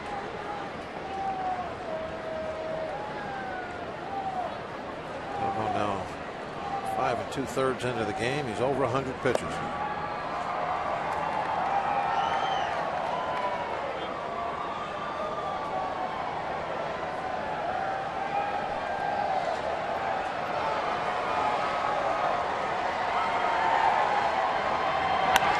That's hit a long way to center. A long way to center. And gone. Clear the deck. Cannonball coming from G.I. Jones. His 8th. And it's 3-1. Remember that at bat where he struck out, I was hoping he'd get something just a couple inches down from those pitches he was swinging at. That's what he got there. That ball a little bit lower. That other at bat, everything was in the upper part of the strike zone. Watch the location of this. Down about mid-thigh, and he just rides it right out. There's the pitch, there's the swing, and that's headed for the bushes. Oh, missed the bushes. That's a catch-up on it. That'll be it for Pettibone. Charlie Manuel will go to the bullpen now. It's 3-1.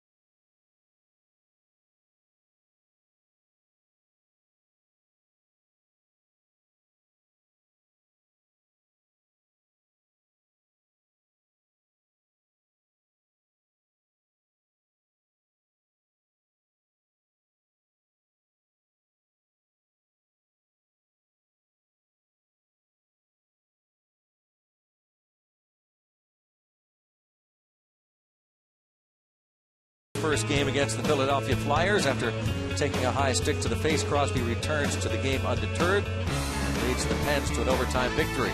Hear exclusive interviews from Sidney Crosby himself, Brooks Orpik, Eddie Olczyk, and Doc Emmerich.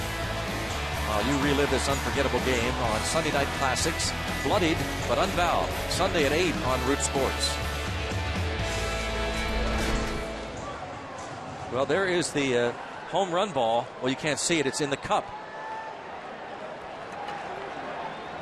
Remember the PNC Park staff. They can't get it out. No. It's stuck in the cup.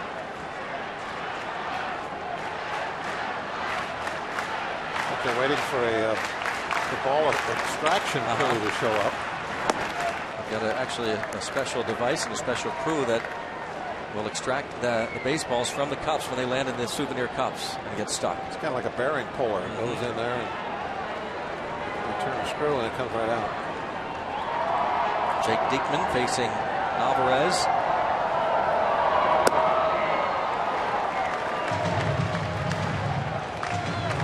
Diekman's 9th appearance. Alvarez tonight 0 for 2 against Pettibone, coming to strikeouts.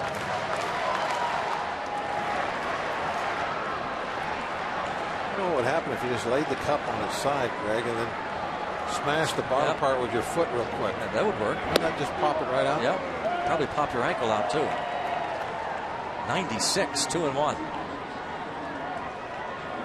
Are they going to use a plastic spoon to get it out? Why not just keep the? If you're going to keep the baseball for a souvenir, how cool would that be to have like a mantle in the cup? And they say, "What is that for?" I agree. That's the ball that got stuck, the home run ball. Garrett Jones hit when the Pirates came back to beat the Phillies that July the 2nd. We could never get it out.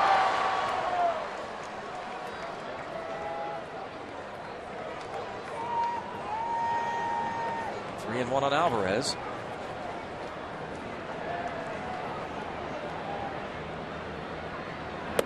Ball 4.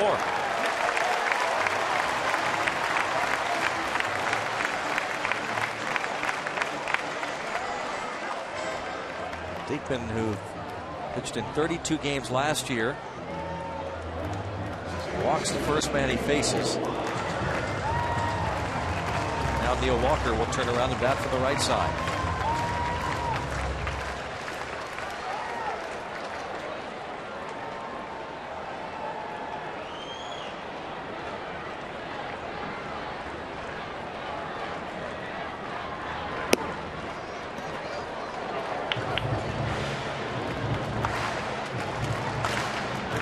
Interesting to watch Diekman as he stands to look at the signs. He's got kind of a wide open look at the plate, but then when he pitches, he throws across his body. His right foot is on the open side. Pop up, foul territory. Ryan Howard. Oh, great diving effort from Howard. The foul ball.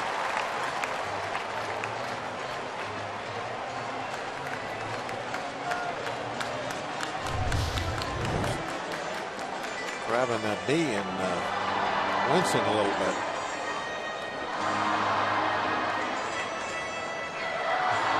Howard probably still not fully recovered from that torn Achilles. Missed a lot of last year. The last at bat of that playoff series in 2011. There's an open stance, and then when he puts the foot down to throw, it's pointing over toward the Philly dugout.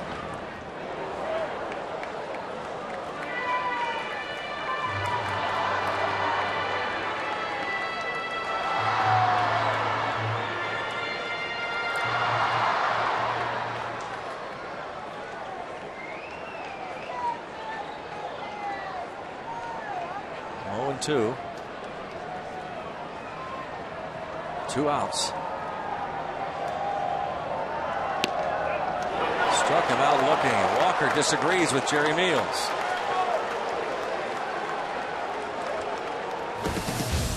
Bucks get 1. It's 3-1.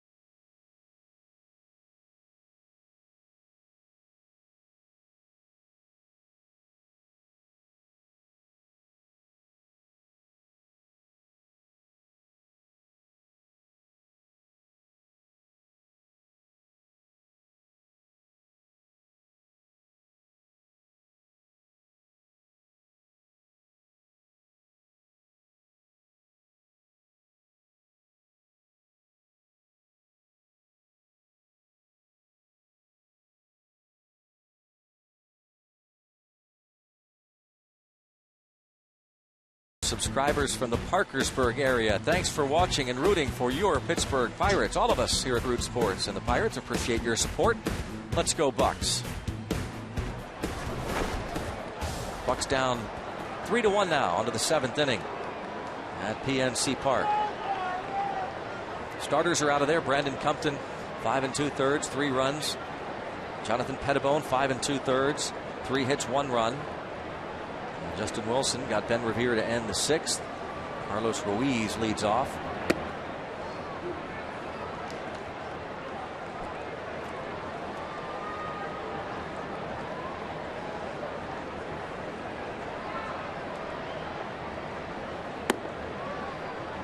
Two and 0. Ruiz has grounded out, has been hit by a pitch. Last 8 games against the Pirates, .560 batting average for Ruiz against the Bucks.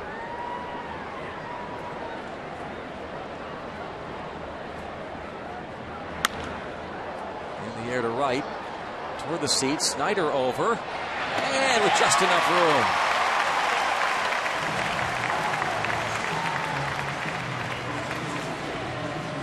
Ruiz retired.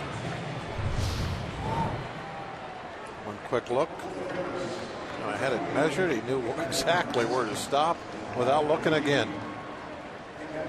He looked down about 2 steps from the edge of the grass, and his eyes, immediately had it measured about how far he had to go. He didn't touch anything, but he came to a stop right at the edge of the fence.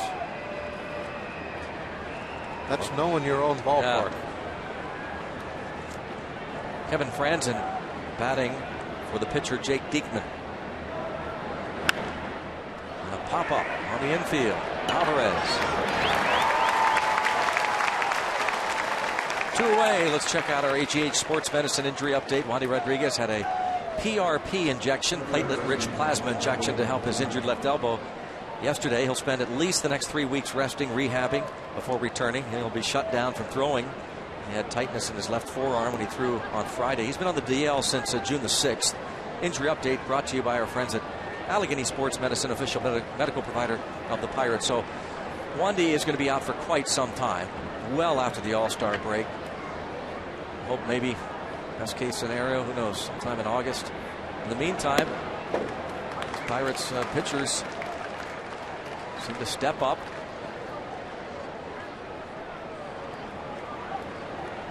But when he does come back, he could play a big role. He certainly could. It's something you almost think of like, well, for the last couple months of the season, the Pirates are going to pick up a pretty good left-handed starting pitcher. You can look at it that way. Mm-hmm. And in reality, too, that guys have stepped up. Yeah. Guys like Cole, for instance. He has come up and done a great job in that rotation, taking the place of a couple of guys that are injured. Wandy won't be back for a while, but it looks like AJ is going to come back a little sooner than that. Garrett Cole will pitch Thursday.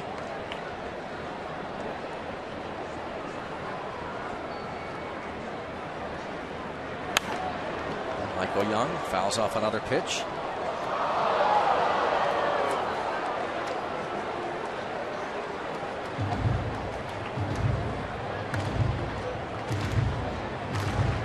Beautiful ballpark, and especially pretty when it's filled up. And Justin Wilson strikes out. Michael Young for Justin Wilson. It's 4 up and 4 down, and we keep it right here for another great rendition of "Take Me Out to the Ball Game" here at PNC Park. The Pirates and the Phillies playing Game 1 of their 3-game series. And here is Tim DeBacco to announce "Take Me Out to the Ball Game." Park Smiley Cookie, and join everyone watching at home on Root Sports as we sing "Take Me Out to the Ball Game."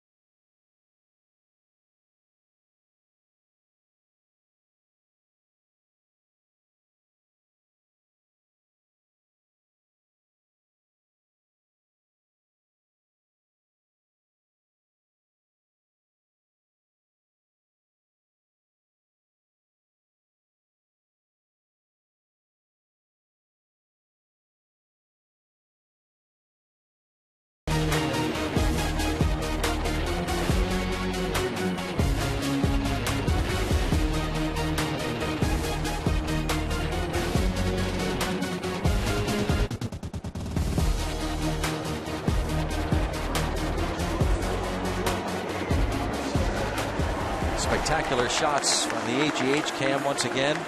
3-1 Phillies going to the bottom of the 7th inning here at PNC Park. Just about any item that says Pirates on it has been a hot seller. As Jason Grilli said recently, it's great to see the folks dusting off the black and gold t-shirts, jerseys. Some nice Grilli t-shirts in stores too, with the cheese melting. You heard Tony Watson earlier talking about how much fun it is to have the full house, as Philippe Aumont makes his 20th appearance. A Quebec native, in his 2nd year with the Phillies.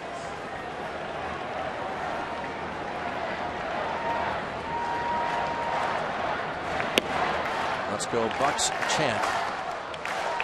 Opens up the bottom of the 7th for Jordy Mercer. A leadoff double.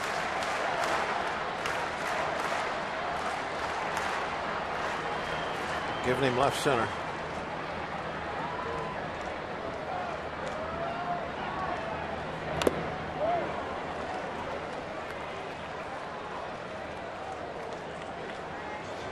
Mercer has grounded out twice tonight.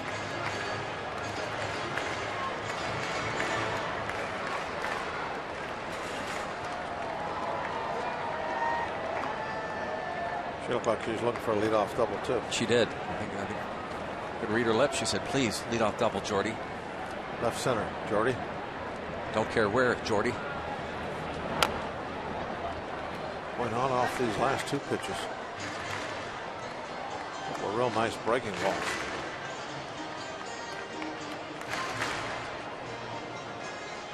Oh, 2 the count on Mercer. Aumont, his 2nd stint with the Phillies. Up and down Lehigh Valley.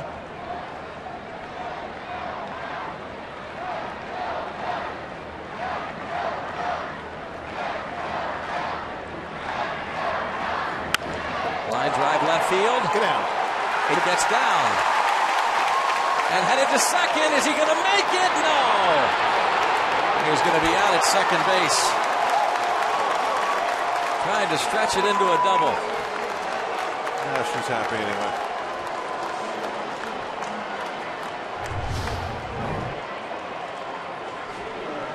Dominic Brown. Made a mistake. Tried to pitch him inside. It got too much of the plate. Mercer able to turn on it. Just did not get by Brown.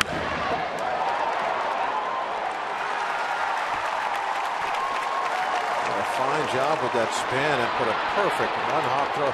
That throw is just offline, just a couple feet either direction. Mercer's in there. Great throw. That's right. From Dominic Brown, who was thrown out himself trying to stretch a single error into 3 bases. Leading off the 2nd. He had a base hit. The ball got past Travis Snyder, and then he was thrown out at 3rd. So leading off the bottom of the 7th, Dominic Brown throws out Jordy Mercer. It goes into the spin and throws the ball. You would think this one's got to be offline a little bit, one side of the base or the other. That's a perfecta, isn't it? Yeah, if Utley has to just take a step one way or another to catch that ball, then Mercer's in easy. But it was right over the top of the bag. All that Utley had to do was just catch it and bring it straight down.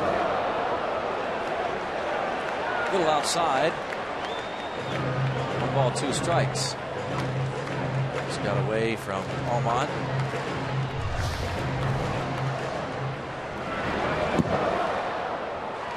That almost to Hudson Bay.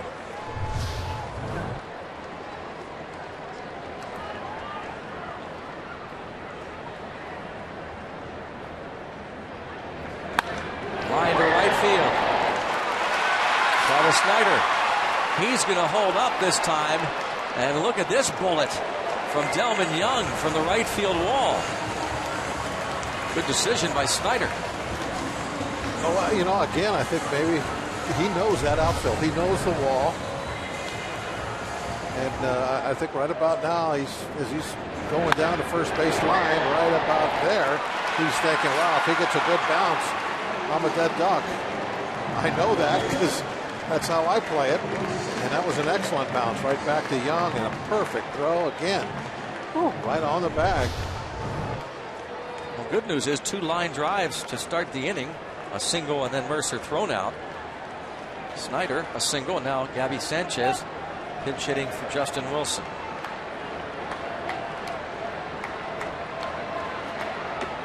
Nice to have that leadoff double and then that hit. Yeah. Ball hit well to right center field. Over toward the track goes Revere, nearing the wall for the second out.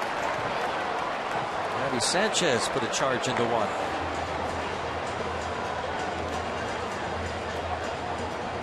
Well, the Pirate hitters are getting the head of the bat to the baseball, wouldn't you say? At the 2 line drives, and then this one almost had enough to get over the fence. Almond now faces Starling Marte, but Carlos Ruiz wants to talk to him first. I can understand why. Saying, hey, we got to do a little something different here. That's not working.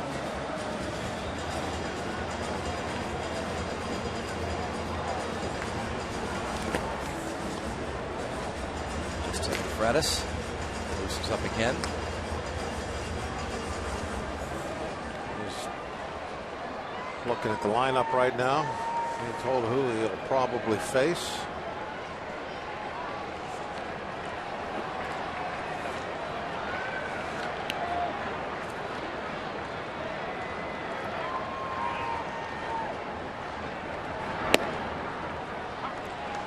We understand that Homer Bailey is pitching a no-hitter through 6 innings. Brian Morris loosens in the Pirates bullpen. No-hitter from Homer Bailey against the Giants in Cincinnati. They lead 1-0. Marte 1 for 3. 2 strikes on him now. 3-0 now. Red scored twice more in the 6th. Tim Lincecum started for the Giants.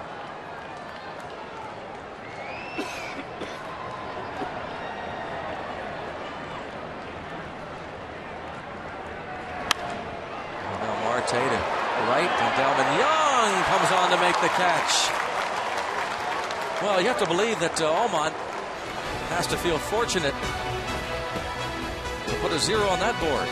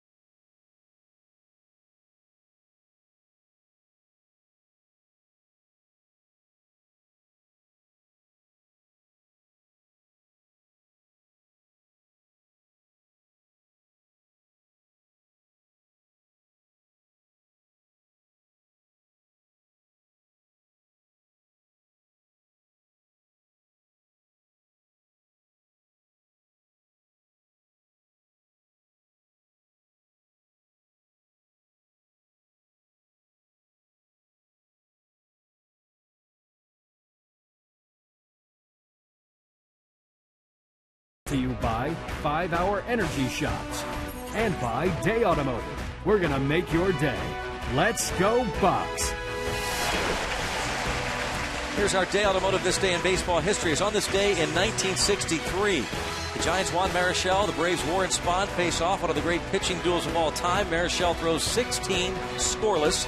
Spahn matches him 0 for 0, 15 innings before he gives up a walk-off homer to Willie Mays in the bottom of the 16th.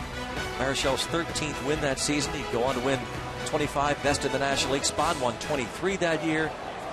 It was the 13th and final time in his career he'd win at least 20, tying Christy Mathewson's National League record. Thanks to Day Automotive, we're going to make your day.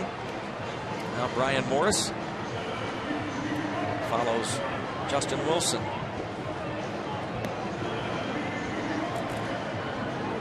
Great numbers every time a reliever comes in. You look at the stat sheet, see things that are pretty special. 162 batting average for the opponent for Brian Morris. There's 19 base hits in 35 innings. 30,301 on hand at PNC Park tonight. 7 straight home games of 30,000 plus.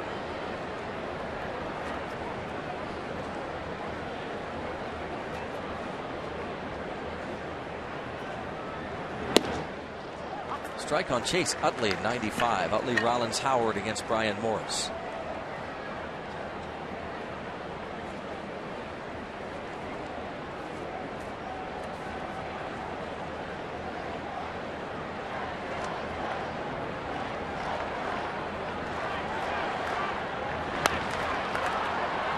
McCutchen. 1 out. Road Ahead brought to you by Nissan. John Lannon starts tomorrow night against Jeff Locke. A couple of lefties and then a couple of Coles on Thursday. Hamels for the Phillies, Garrett for the Pirates. Jeff Locke 7-1. Second best ERA in the league starts tomorrow night. Garrett Cole go to 5-0 after 5 starts.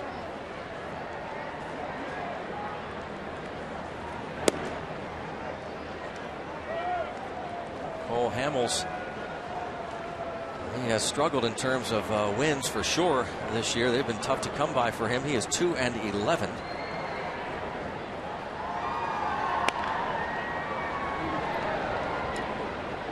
Ball 1 strike the count. Cole Hamels, those 11 losses, most in the league. John McDonald to his right, left of your screen. Nope, now he's in Philly. Jason Grilly, during batting practice, when Grilly was coming into the ballpark, yelled over at McDonald, "What are you trying to get every jersey in the league?"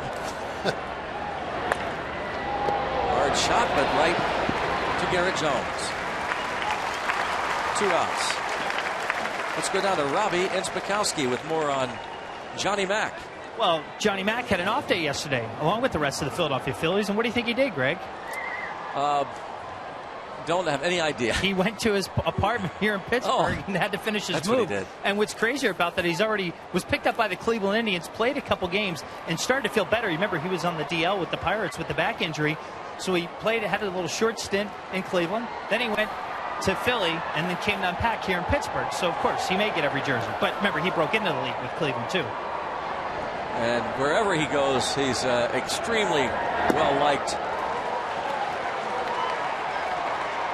You know, for such a short stint, Bob, for the Pirates, you can't believe how many players were coming over there and hugging him and talking to him, slapping, and just you can just really tell. And we've talked about this with Brandon Inge, what certain players mean to certain clubs. Now, how that translates to wins and losses, that can be debated. But good to have some pros on your team. He's certainly a good guy. He had that reputation before we came over. And, saw that firsthand. Ball to strike on Ryan Howard. 1 for 3. Had the RBI single in the 6th that snapped an 0 for 22 hitless string.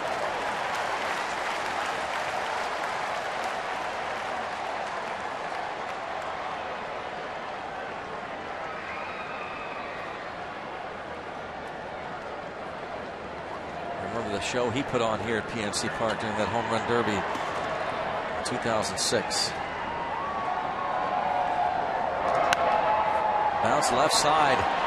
That's where no one is stationed. A base hit for Howard.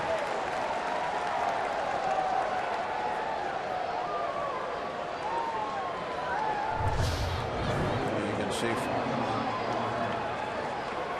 point plate camera that ball is hit over in no man's land. Nobody there during the shift.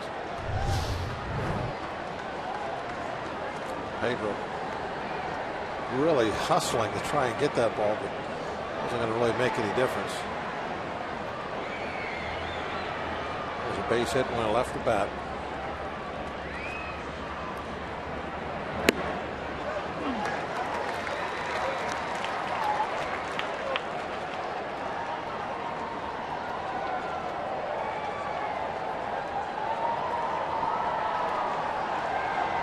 On Dominic Brown.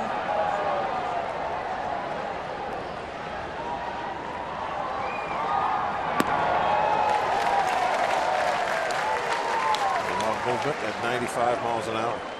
You see Alvarez playing him well off the line. Shortstop Mercer almost behind second. His hits by direction most of the times to center and right.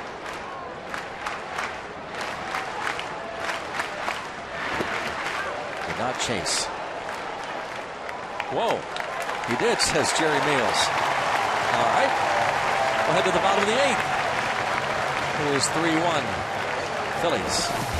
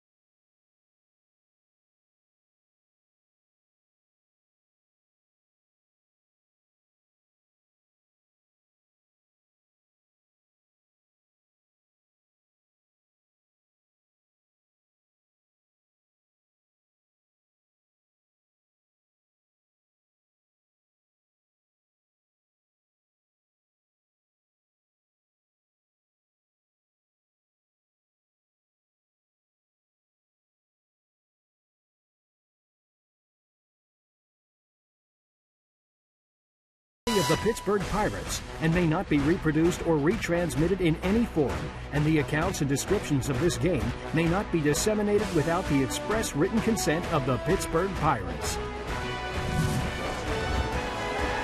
Bottom of the eighth inning, Pirates down by a couple. Loving the Bucks. Kiwis. What's that? New Zealand flag on that. Oh, I didn't see that. Really? John Mayberry Jr. takes over in right field. And the new pitcher for the Phillies is J.C. Ramirez. Another pitcher, as you see, with not a lot of big league time this season. And his contract purchased from Lehigh Valley June 22nd. You want to get to the bullpen of the Phillies, but you want to get to it before Jonathan Papelbon. So this is the inning. This is where we want to make our move. 2 runs. Martin, McCutchen, Jones due up.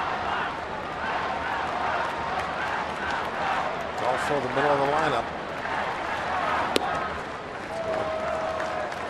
Now's the time. Now, Antonio Bastardo is loosening in the bullpen probably for Jones and then Alvarez. So maybe Charlie Manuel hoping Ramirez can get the first two in the order.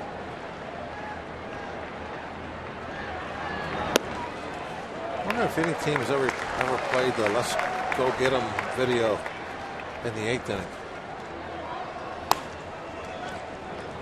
You mean those rally videos they usually play when you go to the bottom of the 9th? Yeah, play in the 8th. Yeah. When you don't have the closer out there. That's a great middle idea. of the lineup's up. It's a great idea. Get everybody pumped up. And then if you're behind the 9th, don't play that come from behind video. Pick another video. Yeah. Let's do something a little different. That'd be kind of neat. I don't think I've ever. No. The Angels might do that with their rally monkey. They bring the rally monkey out a little early sometimes. 3-1. Let's see if Ramirez can help the cause here. Martin has walked his last 2 times up.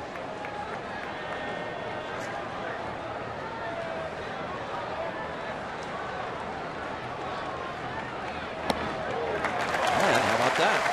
To start the bottom of the 8th. Nothing better except perhaps that leadoff double. But yeah. Walks, how many times do they score? Lots. Yep. That's what Charlie Manuel's thinking right now. That is it. The thing he didn't want to have happen. You know, especially when you're 2 runs down. You hate walking anybody. And that messed up JC's first batter efficiency number he had going.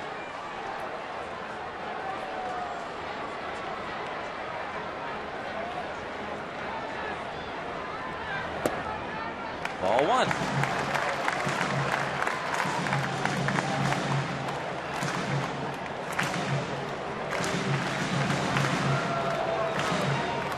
You see Ramirez in the big leagues for the first time. Nicaraguan right-hander, 6'4", 250 pounds. Phillies got him in the Cliff Lee deal when they sent Lee in 2009. They sent Lee to the Mariners in December of 2009. They got Ramirez and Felipe Almond, and another minor league player for Cliff Lee. There's Cliff Lee. He will pitch against Atlanta on Friday when the Phillies go back home. They're finishing up a road trip that started in San Diego, 3 with the Padres and 4 in Los Angeles. The Dodgers beat them 3 out of 4. 1-0 on McCutchen. 2-0 on McCutchen. That was a very unusual meeting out there, Greg. You don't see that very often anymore. Nobody was covering up their mouth during the whole discussion. It's like having a Wi-Fi at home and not putting a password on it. Ball fouled off. Oh, that was a nice pitch to drive somewhere. Pretty much where McCutchen likes it, around that inside corner. GH cam will show us. That one got down on the lower part of the mask, hit the jaw. It'll stun you.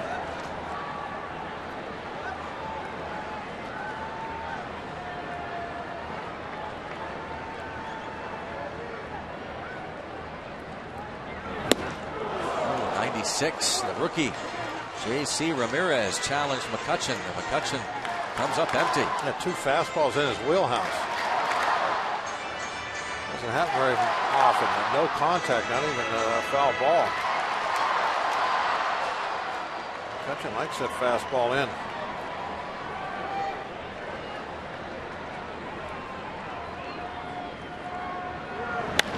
And toward right center field, Revere is over, and Revere will make the catch.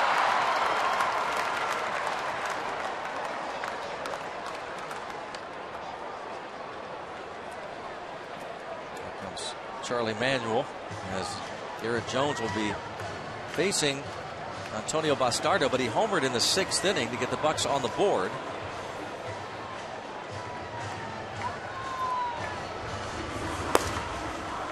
Face the lefty as Ramirez walked the leadoff man and got McCutchen to fly to the track in right center.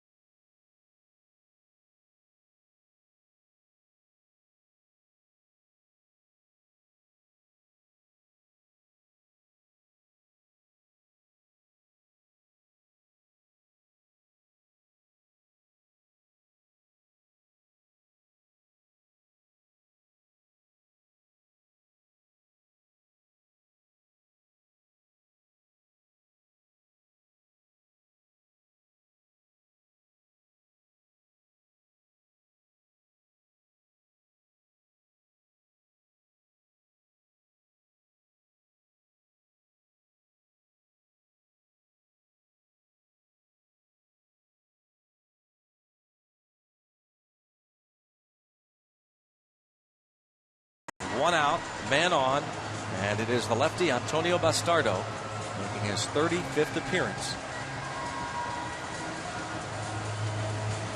Opponent's hitting .262 against him. What about that first batter efficiency, Bob? Good number?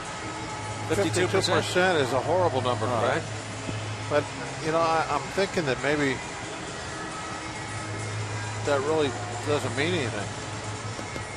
Did Ramirez have 100%? And what did he do? He walked the first guy he faced. Yeah, so I don't know what to think. I think he only faced that's the 4th outing. I know. Just kidding. Garrett Jones will not face him. Instead, it'll be Brandon Inge.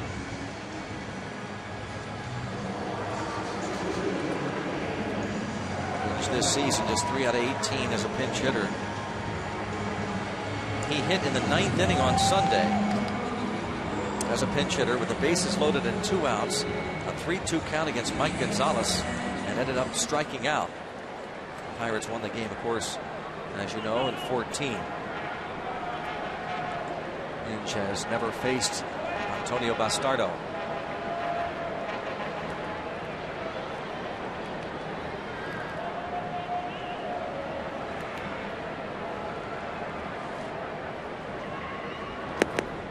Ball 1.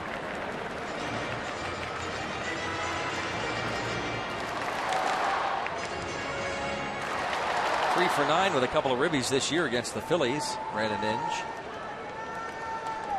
had that real big hit on the last road trip. In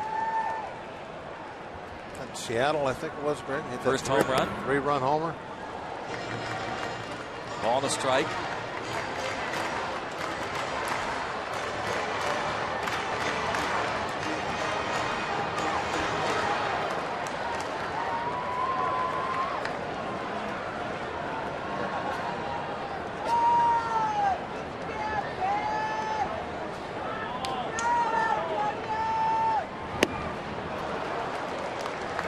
Bastardo ahead of the count, 1-2.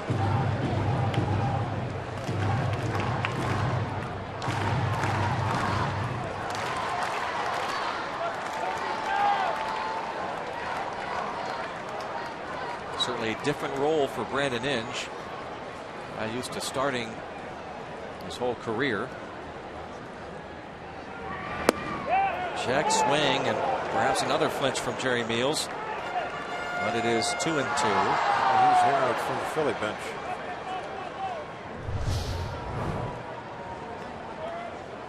Watch that location again. It looked like it had the knees.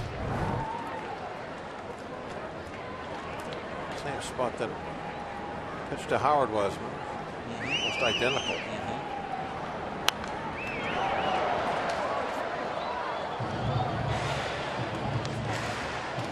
Still 2-2. So trying to adjust to this new role of coming off the bench in late inning situations as a pinch hitter. Veteran Brandon Inge, 36 years old now.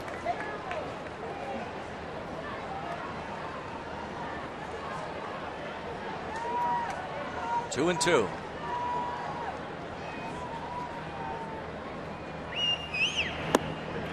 And it's 3-2.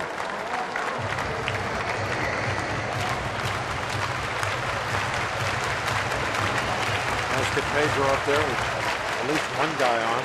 Alvarez homered off Bastardo in Philadelphia.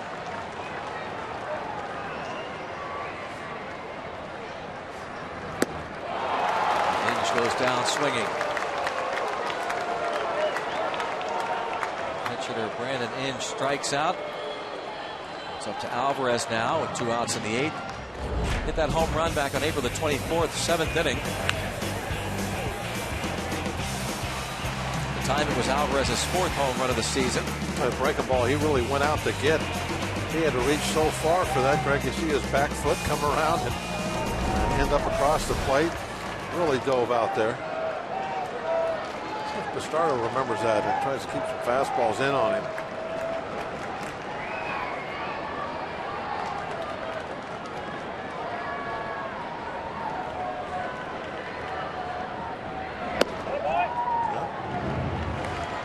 Pitch away.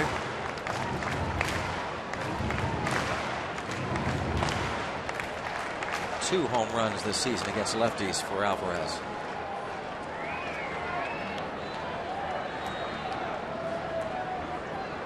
Bastardo has given up 2 home runs against left-handed batters.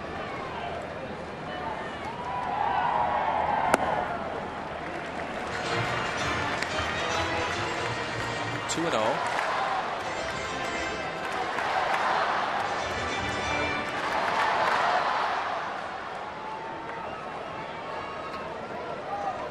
Two and 0 the count.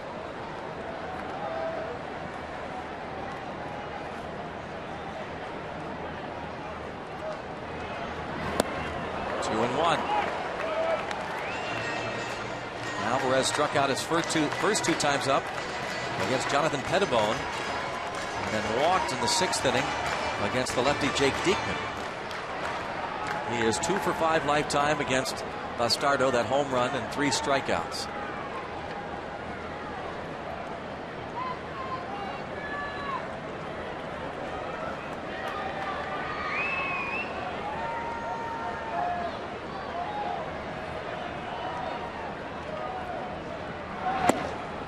Right there, 2-2. Really kind of crossed him up the 2-0 pitch. Pedro thought he was getting a fastball, and he swung at a bad breaking ball down. And so then thinking, well, okay, he's not going to give in. He's not going to give me a fastball to hit. And boom, there's one right over the outside part of the plate.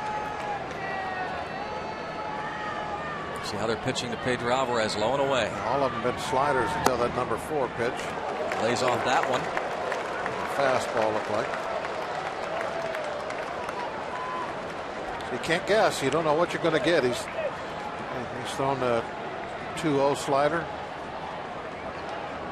No reason why he wouldn't throw it 3-2.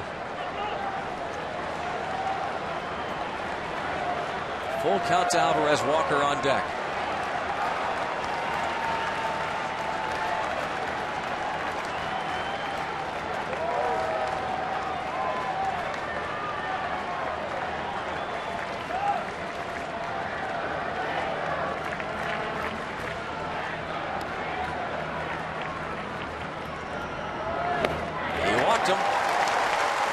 Let's go Pedro chance, and Bastardo walks Pedro Alvarez.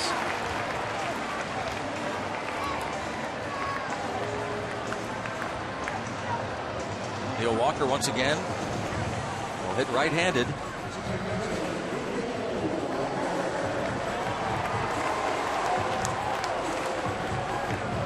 Walker last time up, struck out looking against the lefty Jake Diekman and did not agree with the call. He's 0 for 4 lifetime against Bastardo. He's due.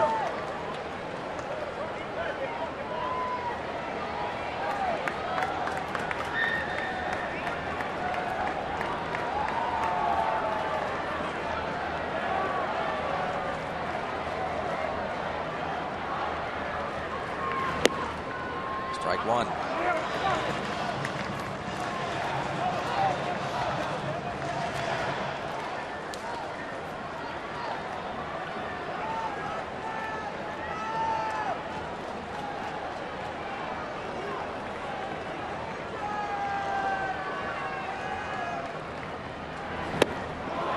And now Bastardo ahead of the count 0-2.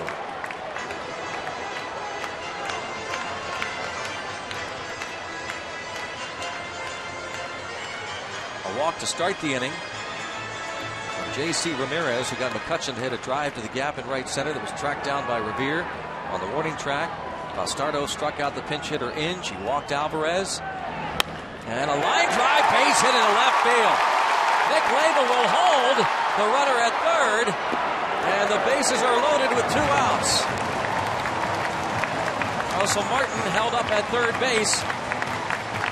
An 0-2 single to left. Take a look again. 0-2. You're trying to throw a pitcher's pitch. Left that ball up just high enough, right at the knees. Walker, that's a clutch line drive hit.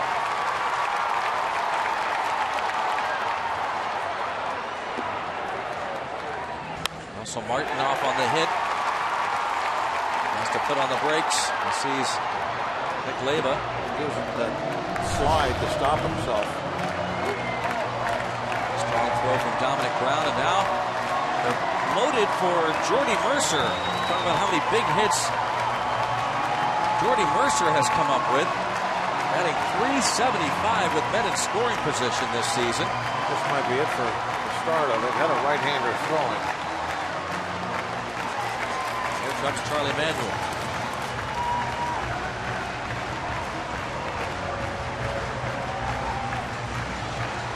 He's going to go to his third different pitcher of the inning.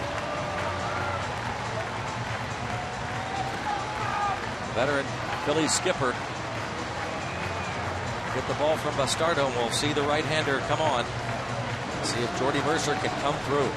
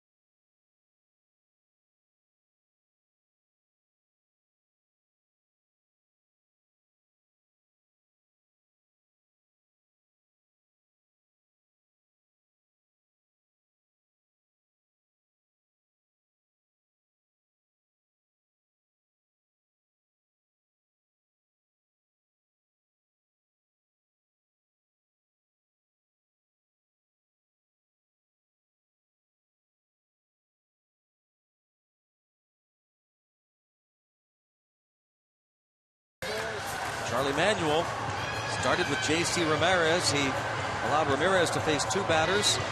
Bastardo faced 3. And now Justin DeFreitas will try and get Jordy Mercer. 61%, Greg. Good or bad, Bob?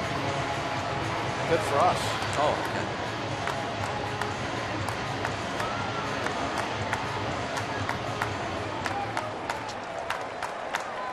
Emmanuel nervously watching, trying to get the ball. Ninth inning to Papelbon. We had a comeback video too, the 8th inning. Up on the board. They were listening. I like it. Yep. I want to. Got to get this one home. Looks like a strike. You think at least one run would be nice to make. If you did have to go against Papelbon in that 9th inning, just try not to get 2 against him. Cut the lead in half. Mercer lays off. A couple of walks and a hit in the 8th. Also, Martin started it with the free pass. 2 outs later, Alvarez walked against the lefty Bastardo, and Walker a line single to left.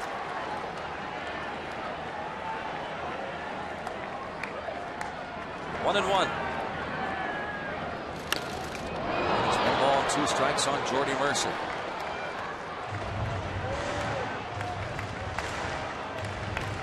Making his 14th start in the last 15 games as the Pirates shortstop.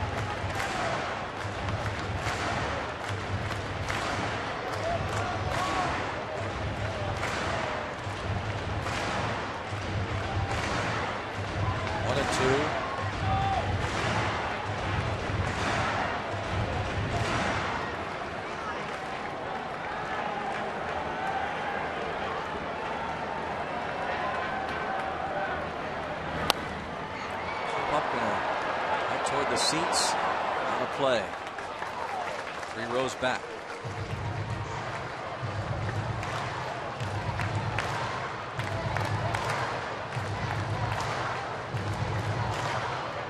Freitas facing Jordy Mercer, looking for the last out. Travis Snyder, left-hand hitter, is on deck if Mercer were to reach.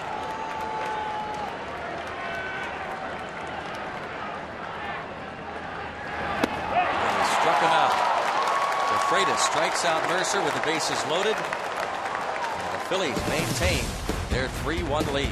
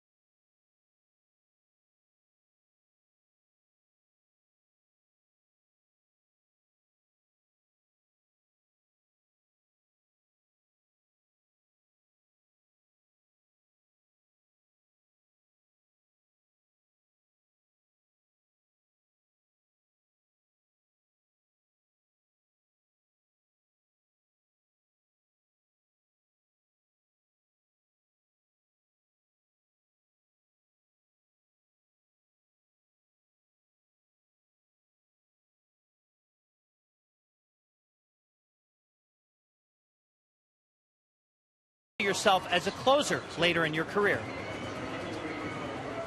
I think everybody down there in the bullpen wants to be a closer at some point. I mean, obviously there's a lot of guys down there who would like to be starters, but if you're a back end guy, you want to be a closer. You want to be out on the mound when the game's on the line and shut the door on the other team and get our team a win. So yeah, absolutely. It's a long process. Obviously, you got to put in your time and learn how to pitch and do all that stuff. But down the road, definitely, I'd love to do that.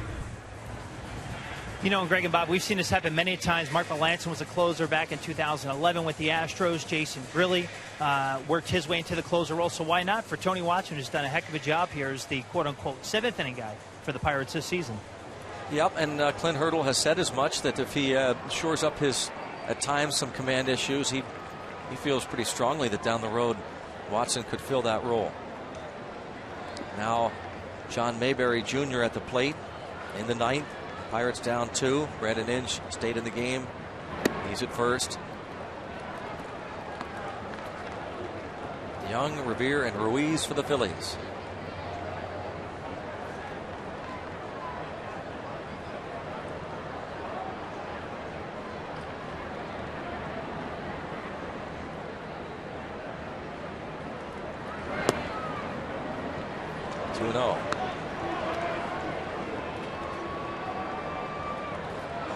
Homer Bailey is a strike away from completing a no-hitter, his second no-hitter in less than 2 years. He no-hit the Pirates here in September last year. And a line drive toward shallow left. Marte coming on, and he drops the ball. It gets past him. He went into that slide, and I'm not sure whether he felt like he had to do that. Take a look. I think he just keeps running. He makes the catch. Now watch where the baseball is height-wise, and it just goes over his glove. As he's sliding, his glove dropped about an inch, and the ball went over the top of it.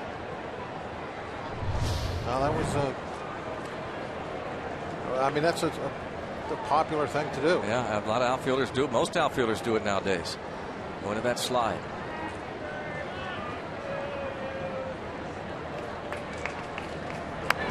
Wanted foul by Revere.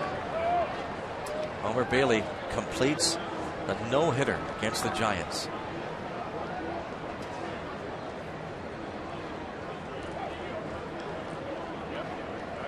How about that? This time at Cincinnati's Great American Ballpark. He becomes the third Reds pitcher to throw 2 no-hitters.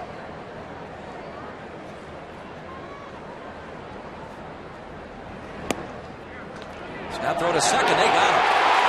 Russell Martin guns out. Mayberry. Oh, what an arm, huh? Yeah, it's not just the velocity. The velocity won't mean much if you can't put it where you want to. Watch the location. It's kind of like a pitcher. Big fastball is nothing if you can't throw it where you want. Perfect. Martin's reaction. A little throw and a knockdown. I think he should have gave a Z. Yeah, as he was falling back. Flash the Z. I guess you can't do that because you have that glove on. It's Walker. 2 outs. Let's go out to Rob King with a game break. Guys, thanks very much. Here it is, the last out. Homer Bailey threw the last no-hitter of 2012. As Greg mentioned, it was right here at PNC Park, September 28th against the Pirates. He throws the first no-hitter of 2013, this one in Cincinnati as he gets Gregor Blanco, the only guy that reached today, by the way. He walked. Remember, he had 1 walk and 10 strikeouts last September. 1 walk, 9 strikeouts today. Second career no-hitter for Homer Bailey of the Cincinnati Reds. Guys? How about that? Thank you, Rob. Homer Bailey. No-hitter in Cincinnati this time. And a liner for Ruiz. A base hit. Yeah, we might be talking about that play. Let's hope so, that Russell Martin made. When this one is all said and done. That could be huge if we can have some kind of a comeback in the 9th. That would have just knocked in the 4th run. Lance Nix is going to pinch hit as Papelbon gets ready.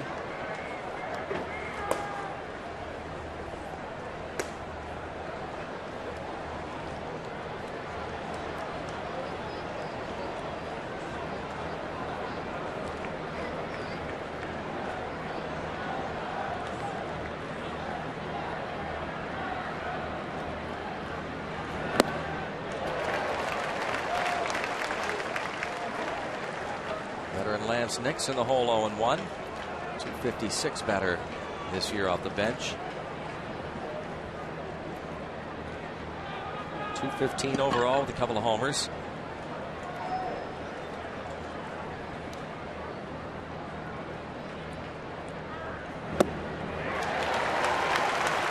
Two.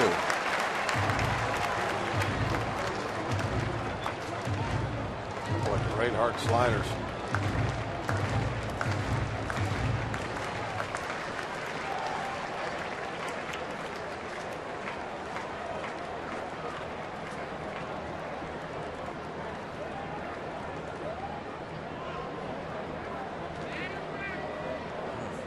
Martin going to talk to him first. In front 0-2 on Nix.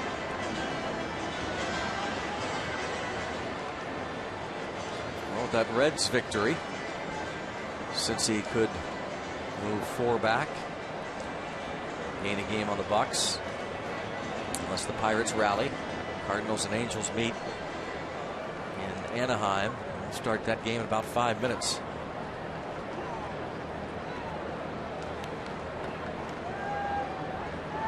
It's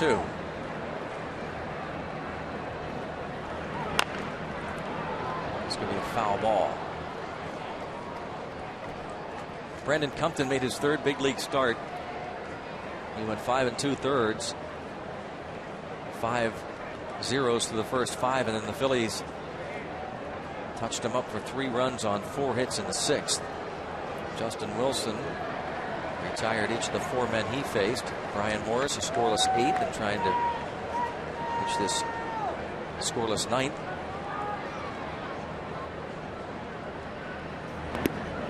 The runner will move up. Wild pitch. Ruiz to second.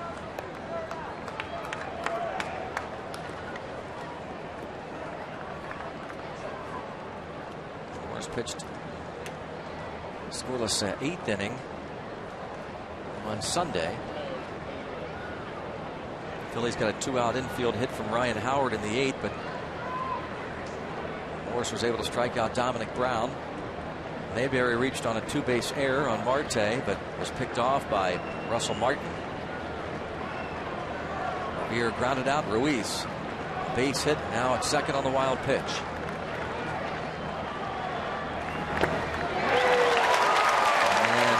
Swing and a miss.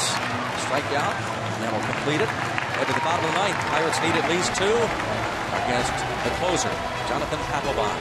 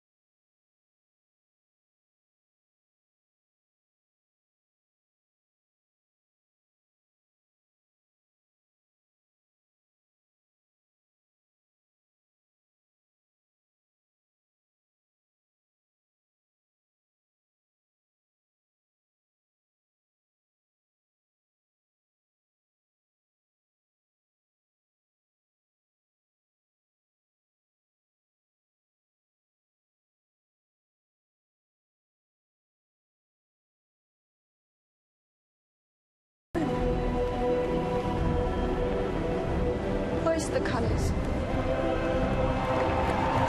Hoist the colors. Hoist the colors. Hoist the colors! The wind's on our side, boys! That's all we need!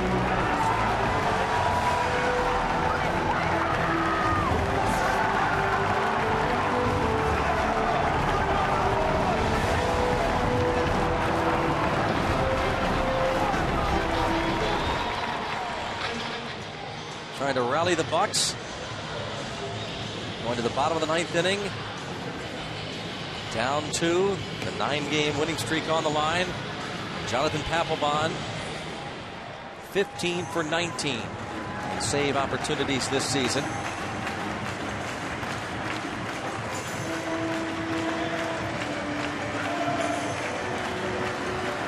Papelbon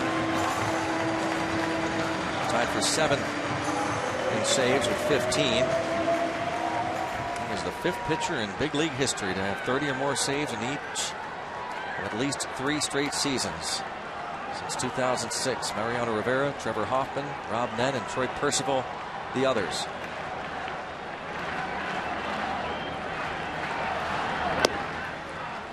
Ball 1.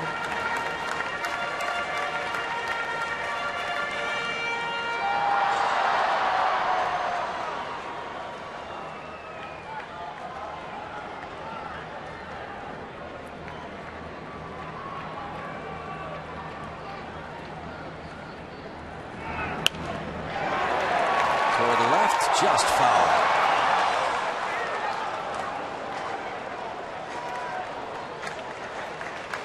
Would have been a nice start. That would have been a great start. The ball is fouled. I was amazed at how quickly Dominic Brown got to that ball. You see the reaction. I think he knew it was going to be foul. That's why he didn't throw the bat down. I'm not sure that would have been a leadoff double. He was all over that ball.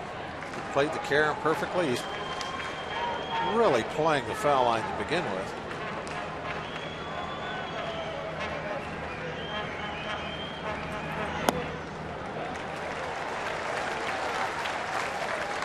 Snyder tonight has struck out, grounded out, and singled a base hit in the 7th inning.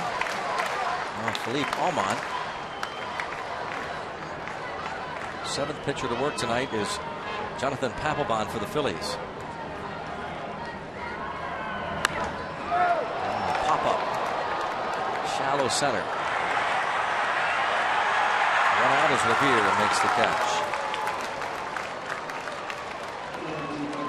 Michael McHenry to pinch hit now.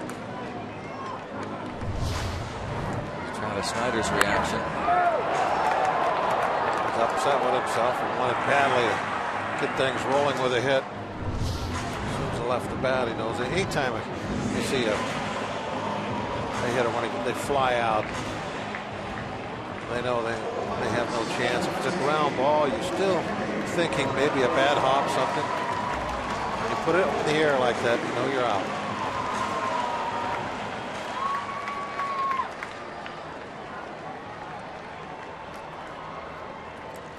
Michael McHenry.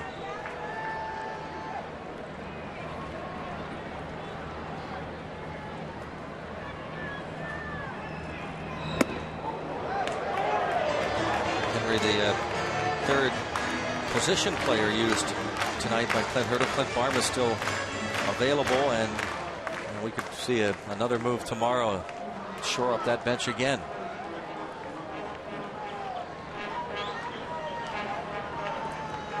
I have to think that Jose Tabata is pretty close to completing a rehab. 2-0 now on McHenry with one away in the bottom of the 9th. McHenry knows he needs to do anything he can to get on base. That first pitch was up and in, and all he did was kind of roll that shoulder in. He didn't back away from it at all. He was going to take one for the team if he could.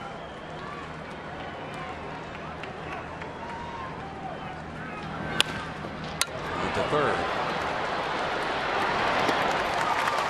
2 down. Looking bleak.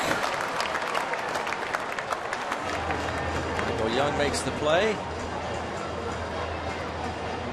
Pirates down to their last out. Starling Marte, 1 for 4.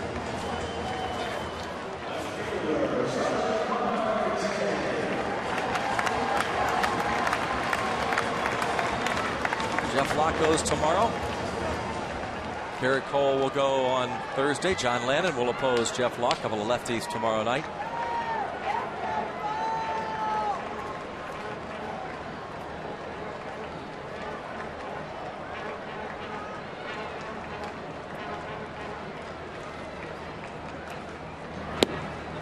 Strike one.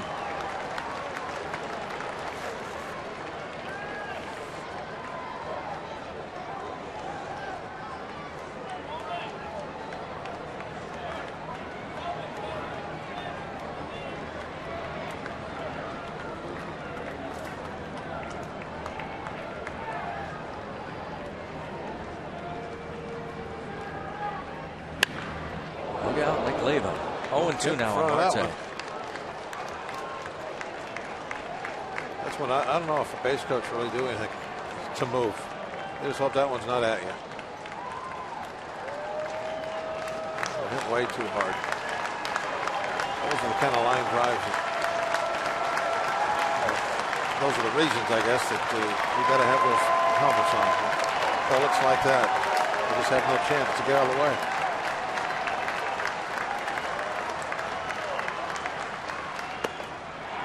Lays off. Papelbon was headed toward his dugout. Ball's just a little outside, so not much.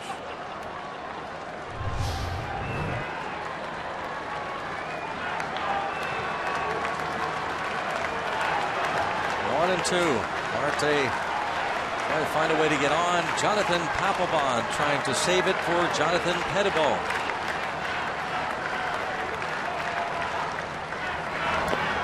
Check swing foul. Pettibone went 5 2/3 innings. He would go to 4 and 3. Brandon Compton would suffer his first loss. It would be his first Major League decision.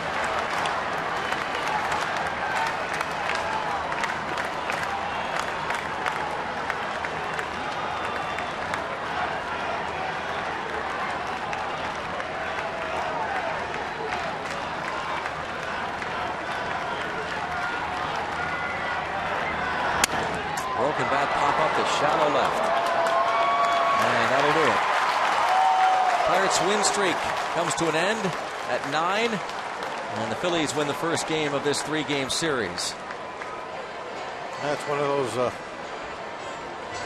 deals you can't win them all. It's got to come to an end. Obviously, at some point, you feel bad when it does, but now it's over. You can start another one, and you look back at the first half of the season, and one of the things that you remember is how many times the Pirates win a series after losing that first game. It was one of their MOs the entire first 3 months.